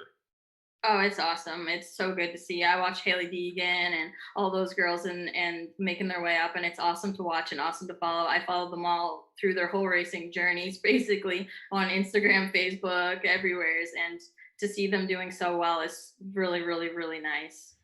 Is there any of the older female drivers in NASCAR or maybe IndyCar, like a Danica, that you looked up to growing up? Maybe like a Shauna Robinson way back in the day? Honestly, Joanna Long was my favorite race car driver for the longest time. I know she was only briefly in NASCAR, but I always watched her in the super late models, and she was always my favorite driver. Was able to meet her one year at Snowball Derby, and that was one of the best days of my life. I kind of want to roll into what Dylan said and kind of what Beth said too. We had Brad Melindy on the show on Monday, and his daughter Grace ran a mini rainbow fish on her Bandolero. That's right. How cool was that to see that and talk about the females in the sport and seeing her getting started with a rainbow fish Bandolero? Yeah, that's super cool. That's, to me, it's like it's unreal that somebody would see one of my paint schemes and find me as a driver interesting and my car paint scheme interesting and want to do the same thing. To me, that's just like the coolest thing ever. Like it's honestly, when they approached me and they had showed me the pictures of the car and stuff, I just thought it was the greatest thing. So that means you have to go over to Newfoundland at some point, right? You already owe Mike James a trip. I knew it was coming. You owe Mike James a trip. Do we tell that story about the Daytona 500? Oh, you go ahead, Tim. That was the day you almost killed us. Okay, so that is a little bit of an exaggeration, but I don't know. That concrete wall came quick.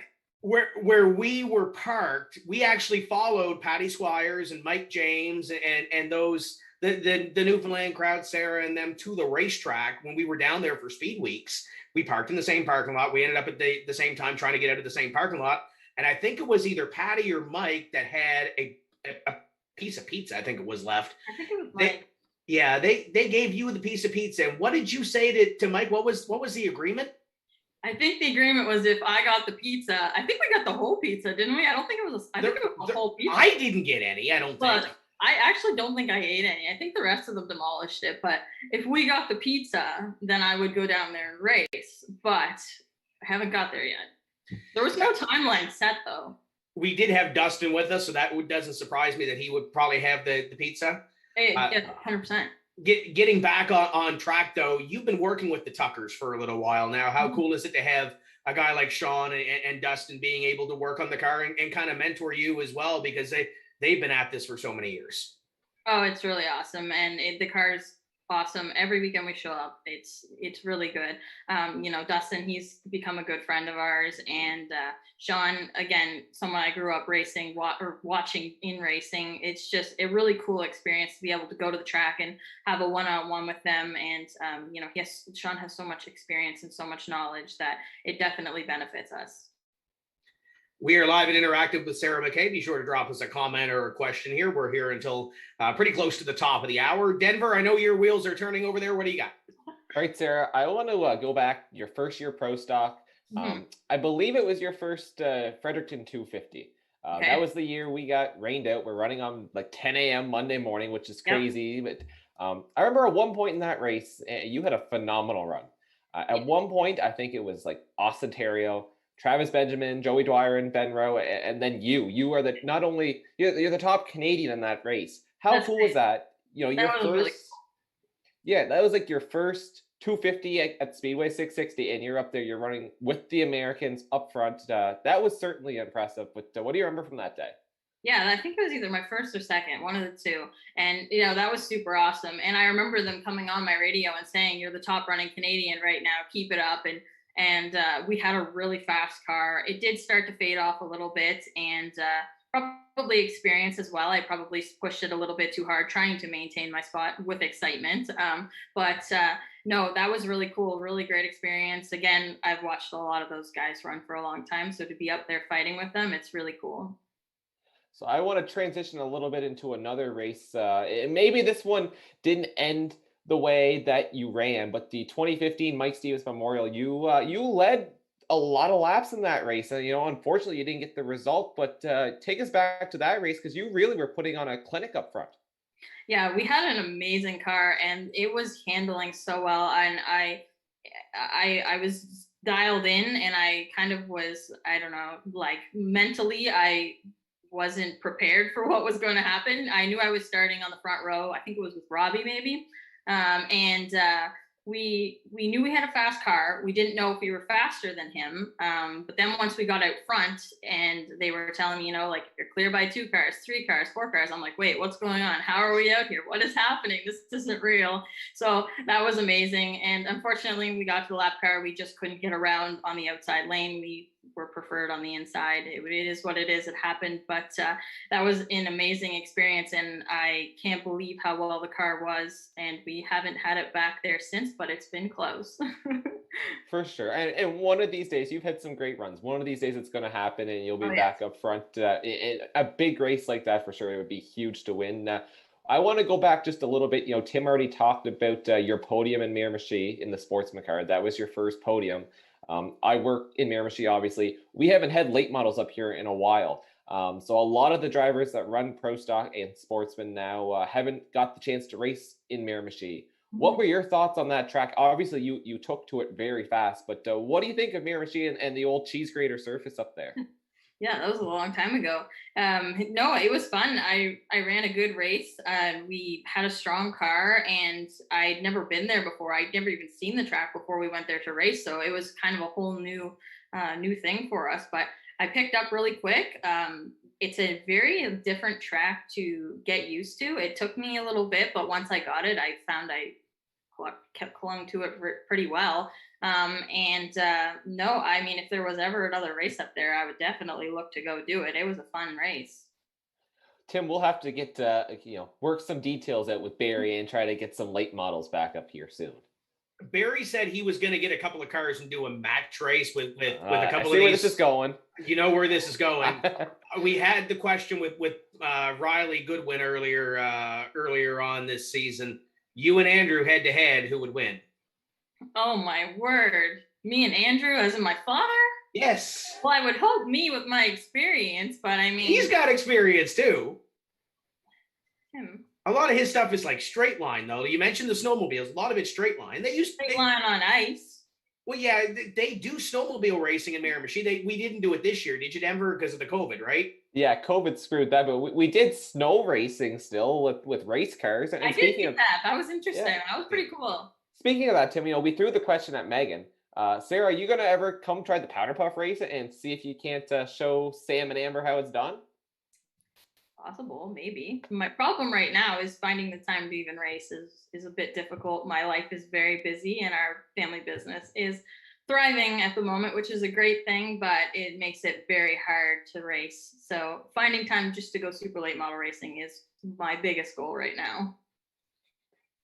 We talk about different racetracks. You mentioned Miramichi. You've done all the tour racetracks. You've done Shediac. You've been to a few racing venues around here. You mentioned those ones down south. But is there any racetrack in the Maritimes that kind of makes it easier to get up in the morning and go to the racetrack? I really enjoy going to Petty, and I really enjoy racing at Petty, and it's a nice facility. I really like the track. I've had good luck there. I also would have told you 2 years ago that I really didn't like Scotia, but we've had good results in Scotia the last couple of times we've been there. So it's been a lot more enjoyable to go and actually do well. So Scotia would be up there actually with Petty, surprisingly. And obviously Antigonish is a beautiful place to go race, and the facility is amazing. And I always love racing there. It just gives you a whole different feel with the bowl and being down in it. Honestly, we have really great racetracks in all of the Maritimes. Is there any racetrack around here that you want to try or want to go back to? I know you were in Sydney a couple of times. Is there any other racetrack that you may, haven't been on yet that you want to, strap the helmet on and go race? I mean, I would go try any racetrack, to be honest with you. I'd go anywhere. If money and time was not a thing, I would be at every race every weekend at any track that I could get to. I see social over here busy. Dylan, what do you got? Oh, just a little bit here. Sarah, Jennifer's wondering, how much work do you do yourself on the car? I know you're saying the family biz is a little crazy right now, but before, how much work are you putting in? I'm going to be honest with you. I don't do very much. I know the basics. I can tell you what I'm feeling when I'm out there, but as far as full-on hands-on working on it, that is 100% Sean Tucker and Dustin Tucker, and they make going racing so much easier. Beth wrote, best memory, heat race at 660 to get in the big race. Last lap, you pass underneath on turn 4 to make the big race. So that's got to be something that's also pretty high on your list too, right? That's probably one of the coolest racing experiences I have for sure. And definitely helped secure my, I guess, my faith in myself that I could do it. I was basically my first season ever in those cars, and to make that move and make the race just made me so happy to be able to have my crew and my sponsors and everyone be a part of the race, let alone me accomplish it. Jennifer's also wondering, what are your long-term goals in racing? Now, I know you're saying that the family biz again, hey, we got to make money, but where do you see yourself in 5 years with racing? Do you kind of see it scaling back, or maybe going full tilt potentially if you win the lottery? Well, I don't know. That's a hard one. I guess I have to see where life takes me. Hopefully, I'm still racing. I plan to be racing at least 2 to 3 races a year for as long as I can foresee, just because obviously I don't know what the future will bring. Our company is so busy. Traveling is extremely hard. Petty is the easiest place for us to get to because it's such a short ride for us. And then I've just purchased a new house, and I have 2 dogs now, and life is starting to kind of change. So racing is slowly getting less and less on the agenda, but it'll always be forever my favorite thing to do in the summer. And I'm definitely going to continue it as long as I can, even if it is just for 3 to 4 races a summer. Tim, I'm going to ask this question here. It's from Ryan Menorscott. He wrote, go ahead. Can you explain the reason Tim can't put a mic in Sarah's car? Tim, why can't you put a mic in my car? I mean, I've listened to some of your spotter and crew and team communications during some of the Mike Stevens races that we've had. I don't think it would be too bad, but you had that one little rise out of the crowd. Was it you and one of the Reed boys going back and forth? I think it was at Scotia the week before we went to the Mike Stevens race. Do you remember what you said on the microphone that got the crowd a little bit louder than the race cars that night? No, I actually don't. I probably didn't even know I was on the radio. Did I? No, it was an interview. It was an interview. Oh, shoot. What did I say? I probably don't know. I would have been like, no, I don't remember what I said. What did I say? I think it was because I think it was either you and Kyle or you and Chris. And I asked, how was it like racing with the Reeds after last week? And I think you said it sucks or it stinks. Something like that. Because I know the crowd was loud that night. I know the crowd was loud that night. So that's probably, Dylan, half the reason why. Well, yeah, there's that. And I might have a bit of a potty mouth when we're racing. So, Tim, what you're saying is when we're doing a live broadcast this summer, if we bring the radio on, we'll have to have it on tape delay and get some bleeps going? Well, listen, Sarah was on the microphone in Halifax one time because you came down.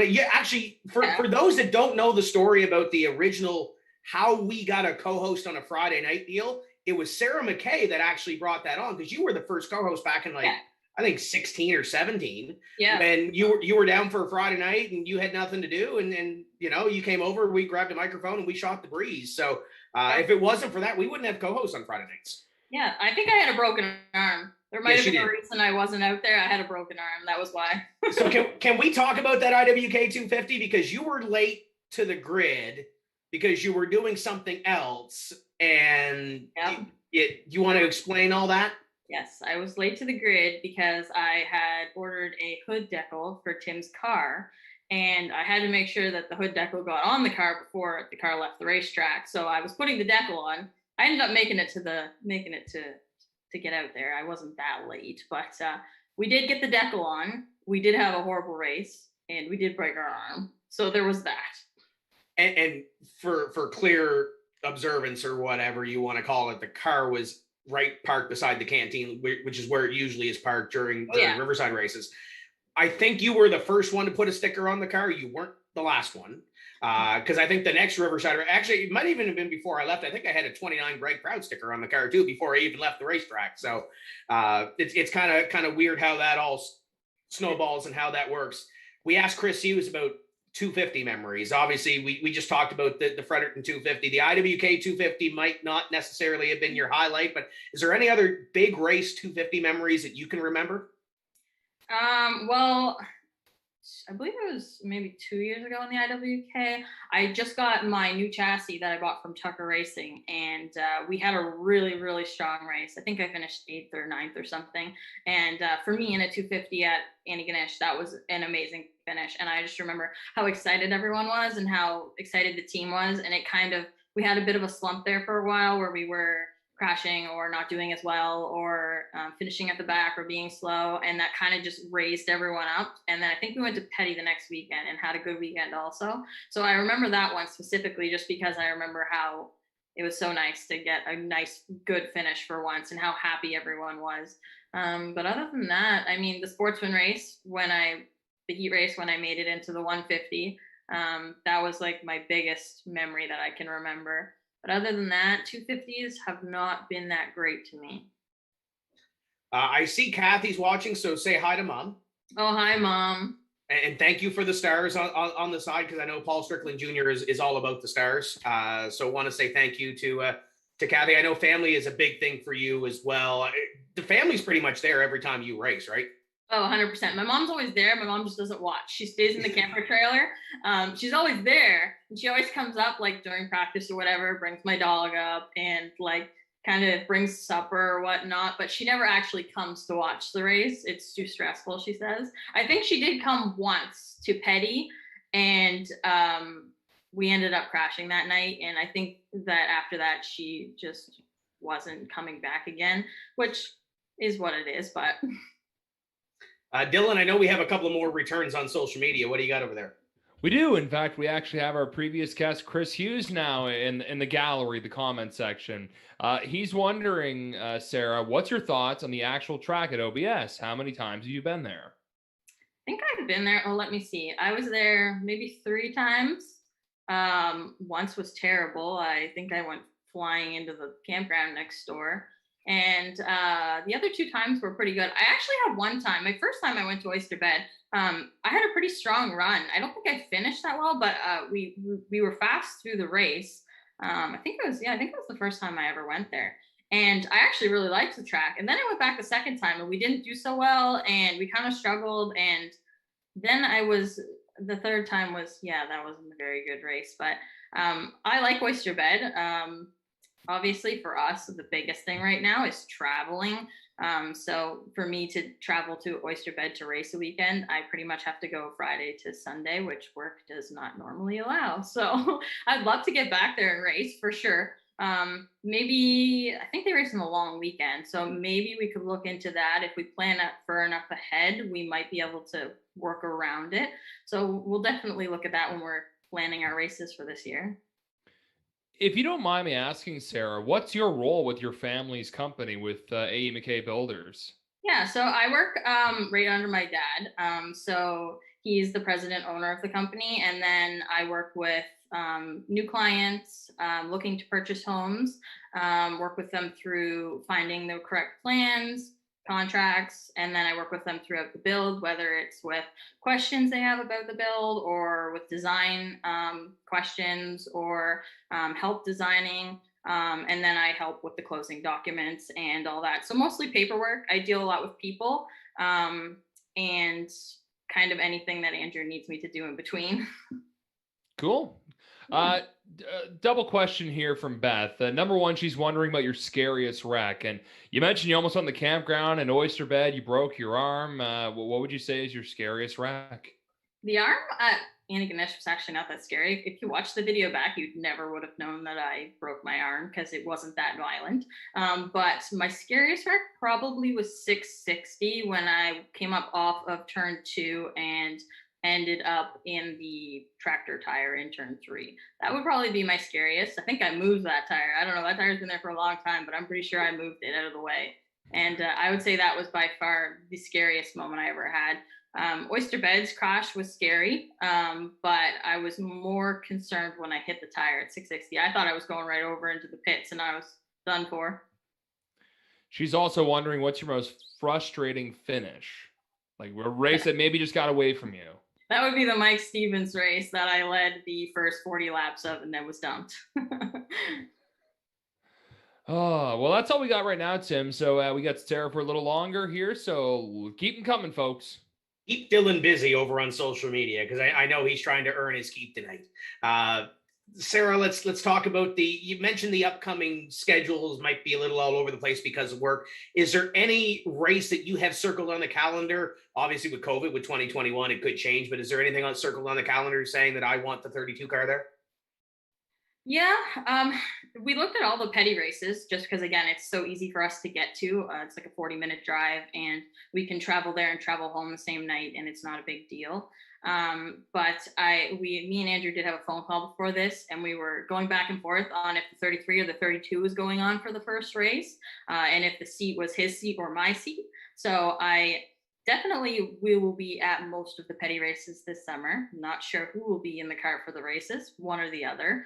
And then other than that, though, if the border opens, I'd love to go race the IWK 250. I would love to go to Scotia once at least to race this year, just because we have had such a good car there the last couple of times. And other than that, though, really, that's it. I'm going to try to go to as many of the petty races as we can, because like I said, I really enjoy petty, and I really enjoy racing on the track at petty. So maybe if we can focus on one place, we can get a little bit better there, and then travel a little less and travel a little bit more the next year. Chris had mentioned the fans at the end of his interview. 2014 most popular driver. You seem to have the longest autograph lines everywhere we go on the tour. How cool is it to have the fan base behind you? Oh, it's so cool. I hear stories all the time from people, and I go places all the time and see people wearing my hats, and I always wonder if they actually know that's me, that their hat they're wearing is actually me standing behind them in a lineup at the gas station or something. But no, my fans are awesome. You know, I have so many young fans, so many people that send me nice messages on Facebook, and so many people that are always commenting or always finding me at the racetrack, coming to say hi to me. I actually have one little guy that comes to me every single time, and we share the same birthday. So that's pretty cool. And no, the fans are really, really awesome, and they've always been super encouraging to me, and definitely a huge part of why I enjoy racing so much. Denver, I see the wheels turning over there. What else do you have? Oh, what else do we have, Tim? There's so much we can go with Sarah McKay, you know. But Sarah, I want to talk about, you know, you've done the Sportsman, you've done the Pro Stock. Do you have any interest in driving anything else? You know, you said things are tough with the schedule and stuff like that with work. Would you consider something like a street stock or a modified just to get on the track and run a couple races? Or is that you strictly looking at the Pro Stock? No, I definitely would try anything. If I had the opportunity to, I would try anything. Mostly if I had time to do anything, I'd love to get back down south and race some races in a super late or a pro late model. I find racing down there is so much fun. You meet so many people, and it's a whole different experience because the tracks are so much bigger and faster. Well, let's talk about that a little bit more. You know, we've had the Braden Langels on this show, and you know, they've gone and run the Winter Nationals and the Legends and the Bandoleros. But for the World Series of Asphalt, that's the closest thing that you can get in a full-size car. You know, 7 races in 7, 8, 9 nights. You definitely would learn a lot about it. Like, what was the experience for you, and how much did you learn in that week down there? Oh, it was amazing. We learned so much. We went down with a super late and a pro late. We tested them both. We ended up only driving the pro late model because I was like, Dad, if I go 7 nights in a row in 2 cars, I'm not going to make it. It's not going to be good. So we ended up running the pro late the whole time, and it was the most amazing experience. I think we ended up with a couple of 6th place to 7th place. I think we ended up 9th overall in the points, and just the names you race with down there and the people you see walking around, it's just like a whole nother level of racing. It was the coolest experience.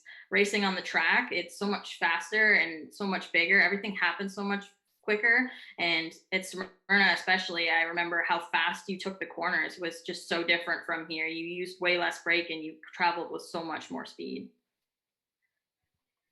And that week didn't start out well, if I remember correctly, because that week did not start well. but the upside to it is Josh Collins was down there racing the same week with the super late. And it seemed like after that wreck, you had those guys were almost as much concerned about your race car as they were of their own. How cool was that to have that kind of Canadian connection down there? No, that's awesome. Josh is a super nice guy, super nice team. And it was awesome to have another Canadian from so close to home down there with us, because we were experiencing everything down there for the first time. It's a whole different ballgame when you go down there. Everyone is like so serious and everything is so big time that to have somebody else there that you knew and you were used to was really cool to have around. Now, you ran the one pass race at Beach Ridge too.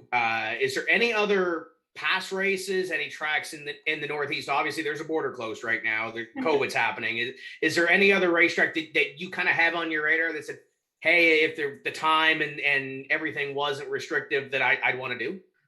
Yeah, I would love to go run Oxford. Beach Ridge was so fun. I would go back and race Beach Ridge again. That was a really, really fun race, really fun track. Oxford, I would love to go race Oxford. The big Oxford race would be totally the coolest thing ever, but that usually lands around the busiest time of our season, which is unfortunate, but no, that they would be the two top ones I would love to go back or go to for the first time, I guess. Dylan, what do you got on social? Well, Sarah, a few people are wondering about your merch, and your shirts and hats always pop out in the stands because the pink on the black I always find. If you're at the racetrack this year, where can fans get some Sarah McKay merch? That's a good question. Right now I have none. I'm completely out. But I'm going to put another order in here shortly. I think I got hats on the way and my t-shirt order we were going to place this week. So you can come down and see us at the trailer and we'll have it all down there. I usually try to convince my sister to like sit at a table and sell it, but she won't even come most of the time. So that doesn't work. And usually if you just come down and find one of our pit crew, they all know where the t-shirts are. So.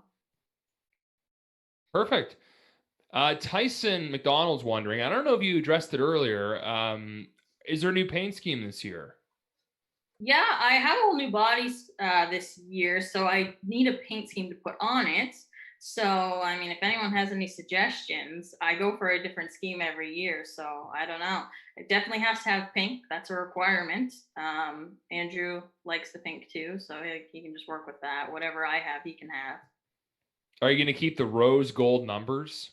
Probably not. The rose gold vinyl was extremely expensive, and yeah, we're going to probably try and avoid the rose gold this time. Pink vinyl, maybe some yellow or green, little blue, pretty much anything but anything chrome. You should recreate Tim's car.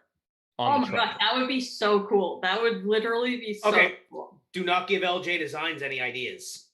I'm sure Lee is watching. We just started this. Don't give Lee any ideas. Listen, if somebody wants to sponsor me like a wrap that is Tim's car, I will put it on my race car. I don't think we need that, but you did run the Tim's Corner sticker last year, which was pretty cool. Well, yes. Oh yeah, I had the whole hood Tim's Corner. Yeah. It was a green sticker too. That's right. Yeah. Want to thank Jessica and Larry at Kings County Performance. We actually have a special announcement coming up later on as well. So keep tabs at timscorner.ca for all of that. But it's coming up to being a very exciting season. And I know you guys are busy. You talked about the two dogs. Has Ted made an appearance yet tonight? Ted is peacefully sleeping right here, Tim. I just was waiting for you to ask me to pull him out. I know Ted has a lot of fans. I know Brandon Skidmore is a huge fan of Ted. Huge fan. Fan.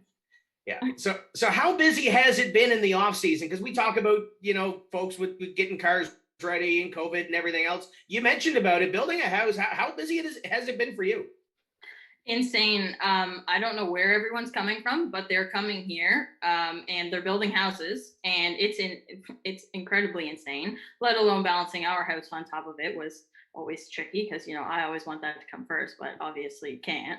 And no, it's insane. I think we have like 4 apartment buildings and oh my gosh, on track to do about 15 custom homes like within the next couple of months. It's just insane. It's the busiest we've ever been, and it's a good thing. It's a good problem to have, but it definitely makes our little family business growing a lot larger, which is slightly pulling us all a little bit thinner and giving us a lot less free time to do anything.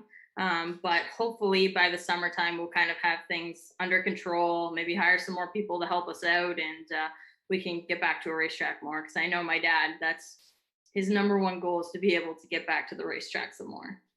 Now, I know Devin has done some spotting for you in the past. He's been on the radio. How's Devin been doing? Is he ready to get back on the headset again? If you ask him, no. If you ask me, yes. He's a very good spotter. Dustin's a really good spotter, but he doesn't. He usually likes to stay off there. Devin does a really, really good job, and I told him that he should do it full time. He kind of fights me on it. Sometimes Brandon Skidmore's on there. I really get a different person every time. I never know who's going to do it right till the end when they're like fighting back and forth, and it's Dustin and Devin going, no, Devin, you're doing it. No, Dustin, you're doing it. And then it's like, I'll just see who pops on when we get out there. And usually it's Devin. And he does a really great job, but he gets mad at me a lot. He's really, he pushes me really hard. It's a good thing, but at the same time, it's like, you watch yourself. I think there was a Mike Stevens race where Devin went to the bathroom in the middle of the race, didn't he? He did, yeah, he did. Yeah. Bathroom break right in the middle of the race. I don't know. Dustin like flipped on for a second there, and then Devin was back, and I was like, don't know what's going on. Maybe somebody's battery died. But then later I found out, yes, he did have to take a bathroom break. So for juggling voices in your ear as a driver, how much do you want somebody in your ear, on a run? Obviously the yellow flag, moments might be a little more lighthearted, but how much do you want somebody in your ear when you're racing? See, I feel like I'm different than most people. I want someone in my ear all the time. I want to know who's behind me, who's in front of me. I want to know how far they are behind me. I want to know on a restart who's all around me. I want someone telling me how close the car behind me is, how far I am from the person in front of me. I want someone telling me who's leading the race, where the lap cars start. Like, I want to know everything. I know a lot of people don't want anybody in their ear, but I prefer when you're talking in my ear the entire time. Probably why that's probably why I have to have a battery change every single race. It's always good to keep up on that sort of stuff too, right? Oh yeah, I personally like it. I don't know if it's just that I like having someone in my ear kind of pushing me the whole time or keeping me hyped, or if it's just that I've always had it that way. I don't know. Dylan, we'll do last call on social now. We're getting closer towards the top of the hour. What do you got on social? Anything popping up here? Well, this could be a juicy question, maybe. We kind of talked about you maybe having a little bit of a verbal smackdown with one of the Reed brothers, but Jennifer's wondering, have you had any confrontations with any of your competitors, whether maybe just a little quick maybe F you or something, or maybe a little rubbins racing on the track? I definitely have had rubbins racing on the track with people. I don't think it's any more than like regular racing though. I try to keep my nose relatively clean just because where I am the girl in the field, I don't want anything said. But I don't think I've actually ever had an altercation with anyone per se. I don't think I've ever actually, or my crew even, I don't think we've ever had like a hardcore fight or anything like that interesting. Usually it's my dad, if anyone, that's mad, and probably he's mad at me because I didn't pass someone when I should have or something. But as far as with everyone else, I can't really recall a time that we ever had like any serious altercations. Maybe when I got dumped in the Mike Stevens, there might have been some words, but that would have been about it. Sarah, how cool is it to see more young ladies get into racing here in the Maritimes, especially in the bandos? I'm seeing more and more, not just in Nova Scotia, but New Brunswick and PEI. How cool is it to see that more girls are getting involved in racing? It's awesome. Every time I see another one pop up on my feed somewhere, is that there's another girl getting a cart or getting a bando or a legend or something. I just think it's awesome. I think that if you have any desire at all to do it and you can find the sponsors and the means to do it, it's an awesome thing to get into. I don't find that I was ever not accepted in the racing community for being a girl. Everyone's always been really, really awesome and inviting. And all the drivers have always just kind of treated me like I was another driver out there. So I think if you can do it and you want to do it and you're a girl, you should 100% do it. That's it for now, Tim. That's it for now. Okay. Denver, any final thoughts here? Yeah, I know we kind of touched earlier about not being able to put a radio or a camera, microphone in the car, but Tim, I recall a couple bloopers maybe from some of the interviews between you and Sarah. Is there any stories to tell about that, or does Paul have any to share or anything? I didn't send any to Paul, and that's the reason why.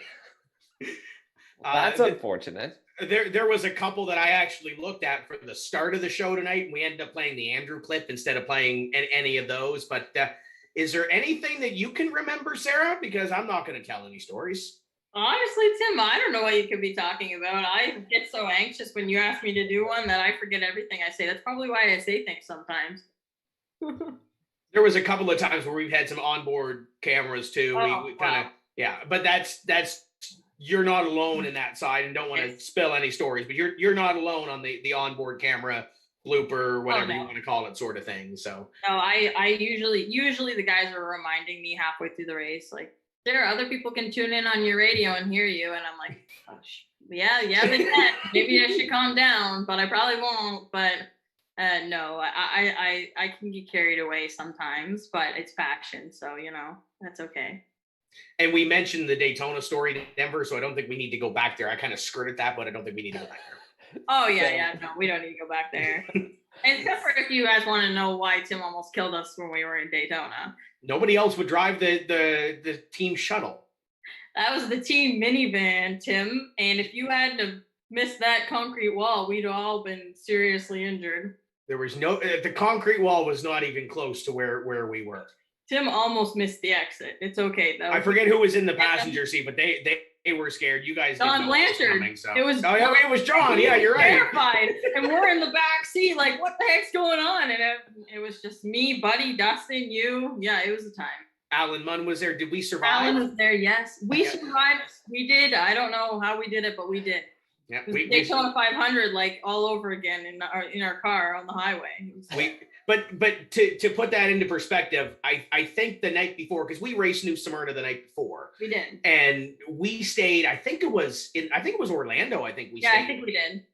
And the teammates told me, because I had mentioned, if we're going to the 500, we've got to leave at like 4 or 5 o'clock, get over there, beat traffic. It's your first 500, go do what you want to do. Yeah. And I got a call, I think, from you or Andrew at about 8 a.m. in the morning, because I think I was staying with John, and I said, okay, well, they didn't call, so I'm assuming we're going back to the other side of the state, and I get a call at 8 a.m.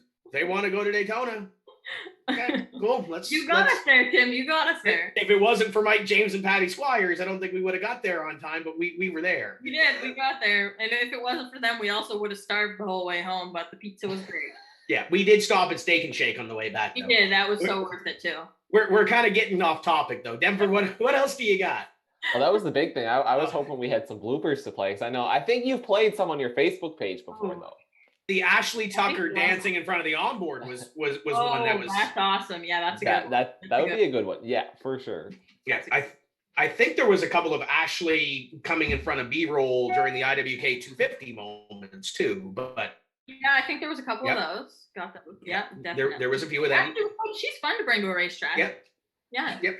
I'm surprised she's not watching, because she was really interactive during the Richard Atkinson interview that we had earlier. So much later. Yeah.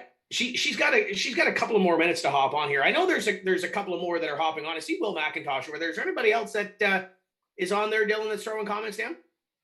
Oh, let me take a look, Ski. Nah, just well, hold on, wait a minute. No, we don't. Sorry. We've got one Ted fan. Come on.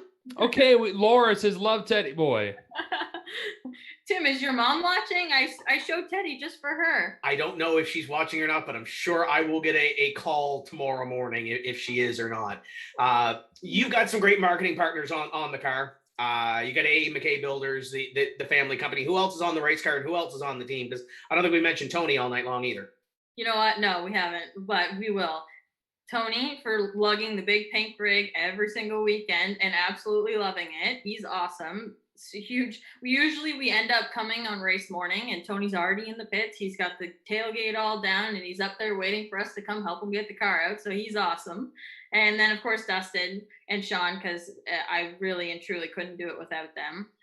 Devin and for yelling at me as my spotter. Aaron for being so supportive, and Aaron. And let's see who else. Oh, Destiny and Penny come sometimes. They're great support too. Oh, and then my dad. Definitely 100% my dad. I definitely wouldn't be able to do anything, or have been able to do anything, without my dad and all of his support. So Aaron, how many Nicole pit crew members does he have now? I think we're still at 2. Okay. But New Nicole's awesome. I've met her a couple times. Haven't met the other one. I'm still waiting to meet her.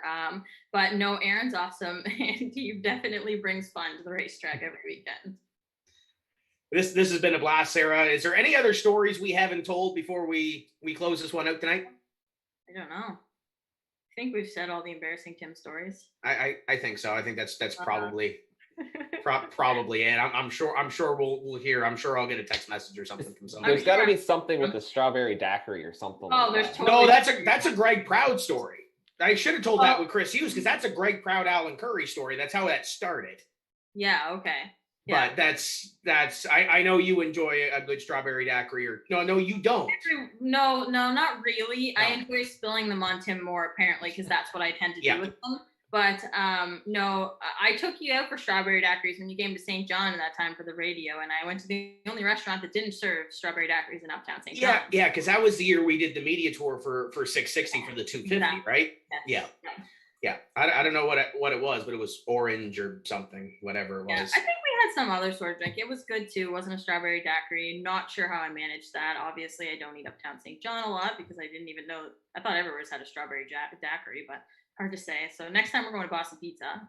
So if you're keeping score on Tim's Corner, the last 3 interviews have ended with moonshine, wine, and strawberry daiquiris. We are doing great with Alcoholics Anonymous. Wonderful. Hey, well, there's going to be a lockdown anyways. Might as well stock up. Hey, don't bring up bad memories, or don't bring up future memories, or whatever you want to call it. Yeah, I want to be able to see Tim in the near future. We want to be able to see you race. This has been great. Thank you for joining us, and I'm sure we'll chat up the road before the racing season starts. I'm sure. Tim, if you can't make it down here, I'll just have to do like a live chat from inside my car or something. I'll keep the profanity down. We'll see if Denver can hook up a live camera or something in the car. Something. We'll get you in there anyway. So yeah, something like that. This has been fun, Sarah. Thank you. All right, thanks, Tim. We want to thank all of our partners that have come on and been a part of this deal, and we'll bring Dylan Langell on one more time. Boys, this was a fun little show. Huge thank you to LJ Designs for helping us out. The end of the season, I say the end of the season. At the end of the lockdown, we lost all track. We don't know. J. Cole Trucking as well. Justin Cole on board, and we got a couple of more announcements I think coming on. But if you want to join the TCM family, contact us. It helps us deliver the coverage that we can, not only on the live show but also throughout everything else. And LJ Designs coming on board is huge. I talked to Lee last night. This is the first marketing partnership that he's done in Atlantic Canada. So this is kind of cool. Everybody knows LJ from the Legend Car community. Braden Langell, King Racing. He's done a couple of deals with them. Everybody knows Lee and LJ in the Legend Car community, and great to introduce them here as well. And the shirts are comfortable. I'm wearing the SEST shirt, or SE Southeast Legend Tour shirt here tonight, and it's comfortable. I can't wait to get my new hoodie, the new shirts. They are in transit. We have limited numbers. Where's our shirts? Where's Denver and I shirts? They are in the order. Once we get them in, and once we get them, they're currently still in transit between South Carolina, Rock Hill, and Truro/Halifax. So once we get them, we'll get them out. And if you want to get a hold of LJ, look up LJ Designs on Facebook, or LJ Designs with a Z .net, and you can get quotes and everything else. I know there's not a whole lot of people locally here doing racing designs and racing T-shirts. So support somebody that's going to support Atlantic Canada, and be sure to throw a little like towards LJ and Lee. I just liked them on Facebook. And they do some contests too. Lee does a NASCAR Pick'em contest every week as well, that you can win a free T-shirt. So head over there and give them a like. We'll have more information on our Facebook page tomorrow. But boys, this has been fun. I know Paul's getting ready for the Fatheads Cup Series, so we're going to wrap this up fairly quickly. But Denver, this was fun tonight. We get a week off, 2 shows within 3 days. We get an off day, or off week per se. We've got some announcements coming up, obviously, with lockdowns and everything else potentially coming for the province of Nova Scotia and whatever else is around. We'll play it by ear. Everything's fluid, as it has been the last year. But this was an exciting show. Thank you to Sarah McKay and Chris Hughes for being a part of it. But Denver, that was fun. Pro Stock Tour's got an announcement too on Friday. So there's lots to follow. Exactly, Tim. I think next week's show is going to be fun. We don't know what this announcement could be. Hard to say. Maybe it's a lot of hype that, sometimes people like to have some fun with us. But I think if I was a betting man, I'd say there's some big news coming down the pipeline, and we'll have a busy show next week. Yeah, we might have a very busy show. We don't have guests lined up yet, but this is the Wednesday time slot. So, and we've got the 2 hours in this slot as well, because I know Fatheads technically, I think, goes green at 10:15 our time or 9:15 Eastern. So we've got the full 2 hours here to play and burn. Dylan, final thoughts for tonight. This has been fun. No iRacing for us tonight. I don't know if Mike James is lined up or not. Paul, is Mike on the show? Is on the Fathead show? Not right now. I believe it's just myself and either Wes Hogue or Kyle Young. I'm still waiting to see who's Wes up. Hogue. You want to? There you go, Dylan. I know you enjoy wrestling. Did you see his independent show? Oh yeah, I've seen him wrestling a little bit. So I guess he'll turn in the wrestling mic for the Fatheads Cup mic. But a lot of fun, great stories with Chris Hughes and Sarah McKay. It just get me fired up for racing season. I know for us here in Nova Scotia, it's looking a little bleak, but just stay positive, stay safe. There could be an announcement coming tomorrow, but the way I see it, let's sacrifice now. There's still a month before racing season kicks off, so let's sacrifice if we have to for a bit so we can have a fun summer coming up. If you want to be optimistic, just remember the bubble opened last year in July, and we still had one boatload of fun. And as Sarah said, there's some stories that can't be told on Facebook with some of the parties that we got involved in. Dylan, I know there was a party in Sydney. We had a couple of parties at Miramichi. Oh, yeah. This race car thing always ends in good times, which is the great thing about our sport. Moonshine somehow finds its way into the pit area, Well, it wasn't in the pit area. It was after the race. Garage. Yeah. It was after the race. Moonshine wine. I can't wait to get a bottle of McHughes or McNeil Hughes wine. That's going to be great. And strawberry daiquiris. It's been fun. We'll get back at it next week. Want to thank all our partners. Want to thank everybody for watching. If you have any guest ideas, drop them below in the comments. We'd love to hear them. There's something like 700, 800 drivers in Atlantic Canada, plus those that have retired and everything else. So we're slowly working our way through, but this has been fun. Thank you guys for being a part of this. On behalf of our producer, Paul Strickland Jr. and Bedane TV, my name is Tim Terry. We will see you next Wednesday night. Until then, keep the hammer down. We'll see you at the track.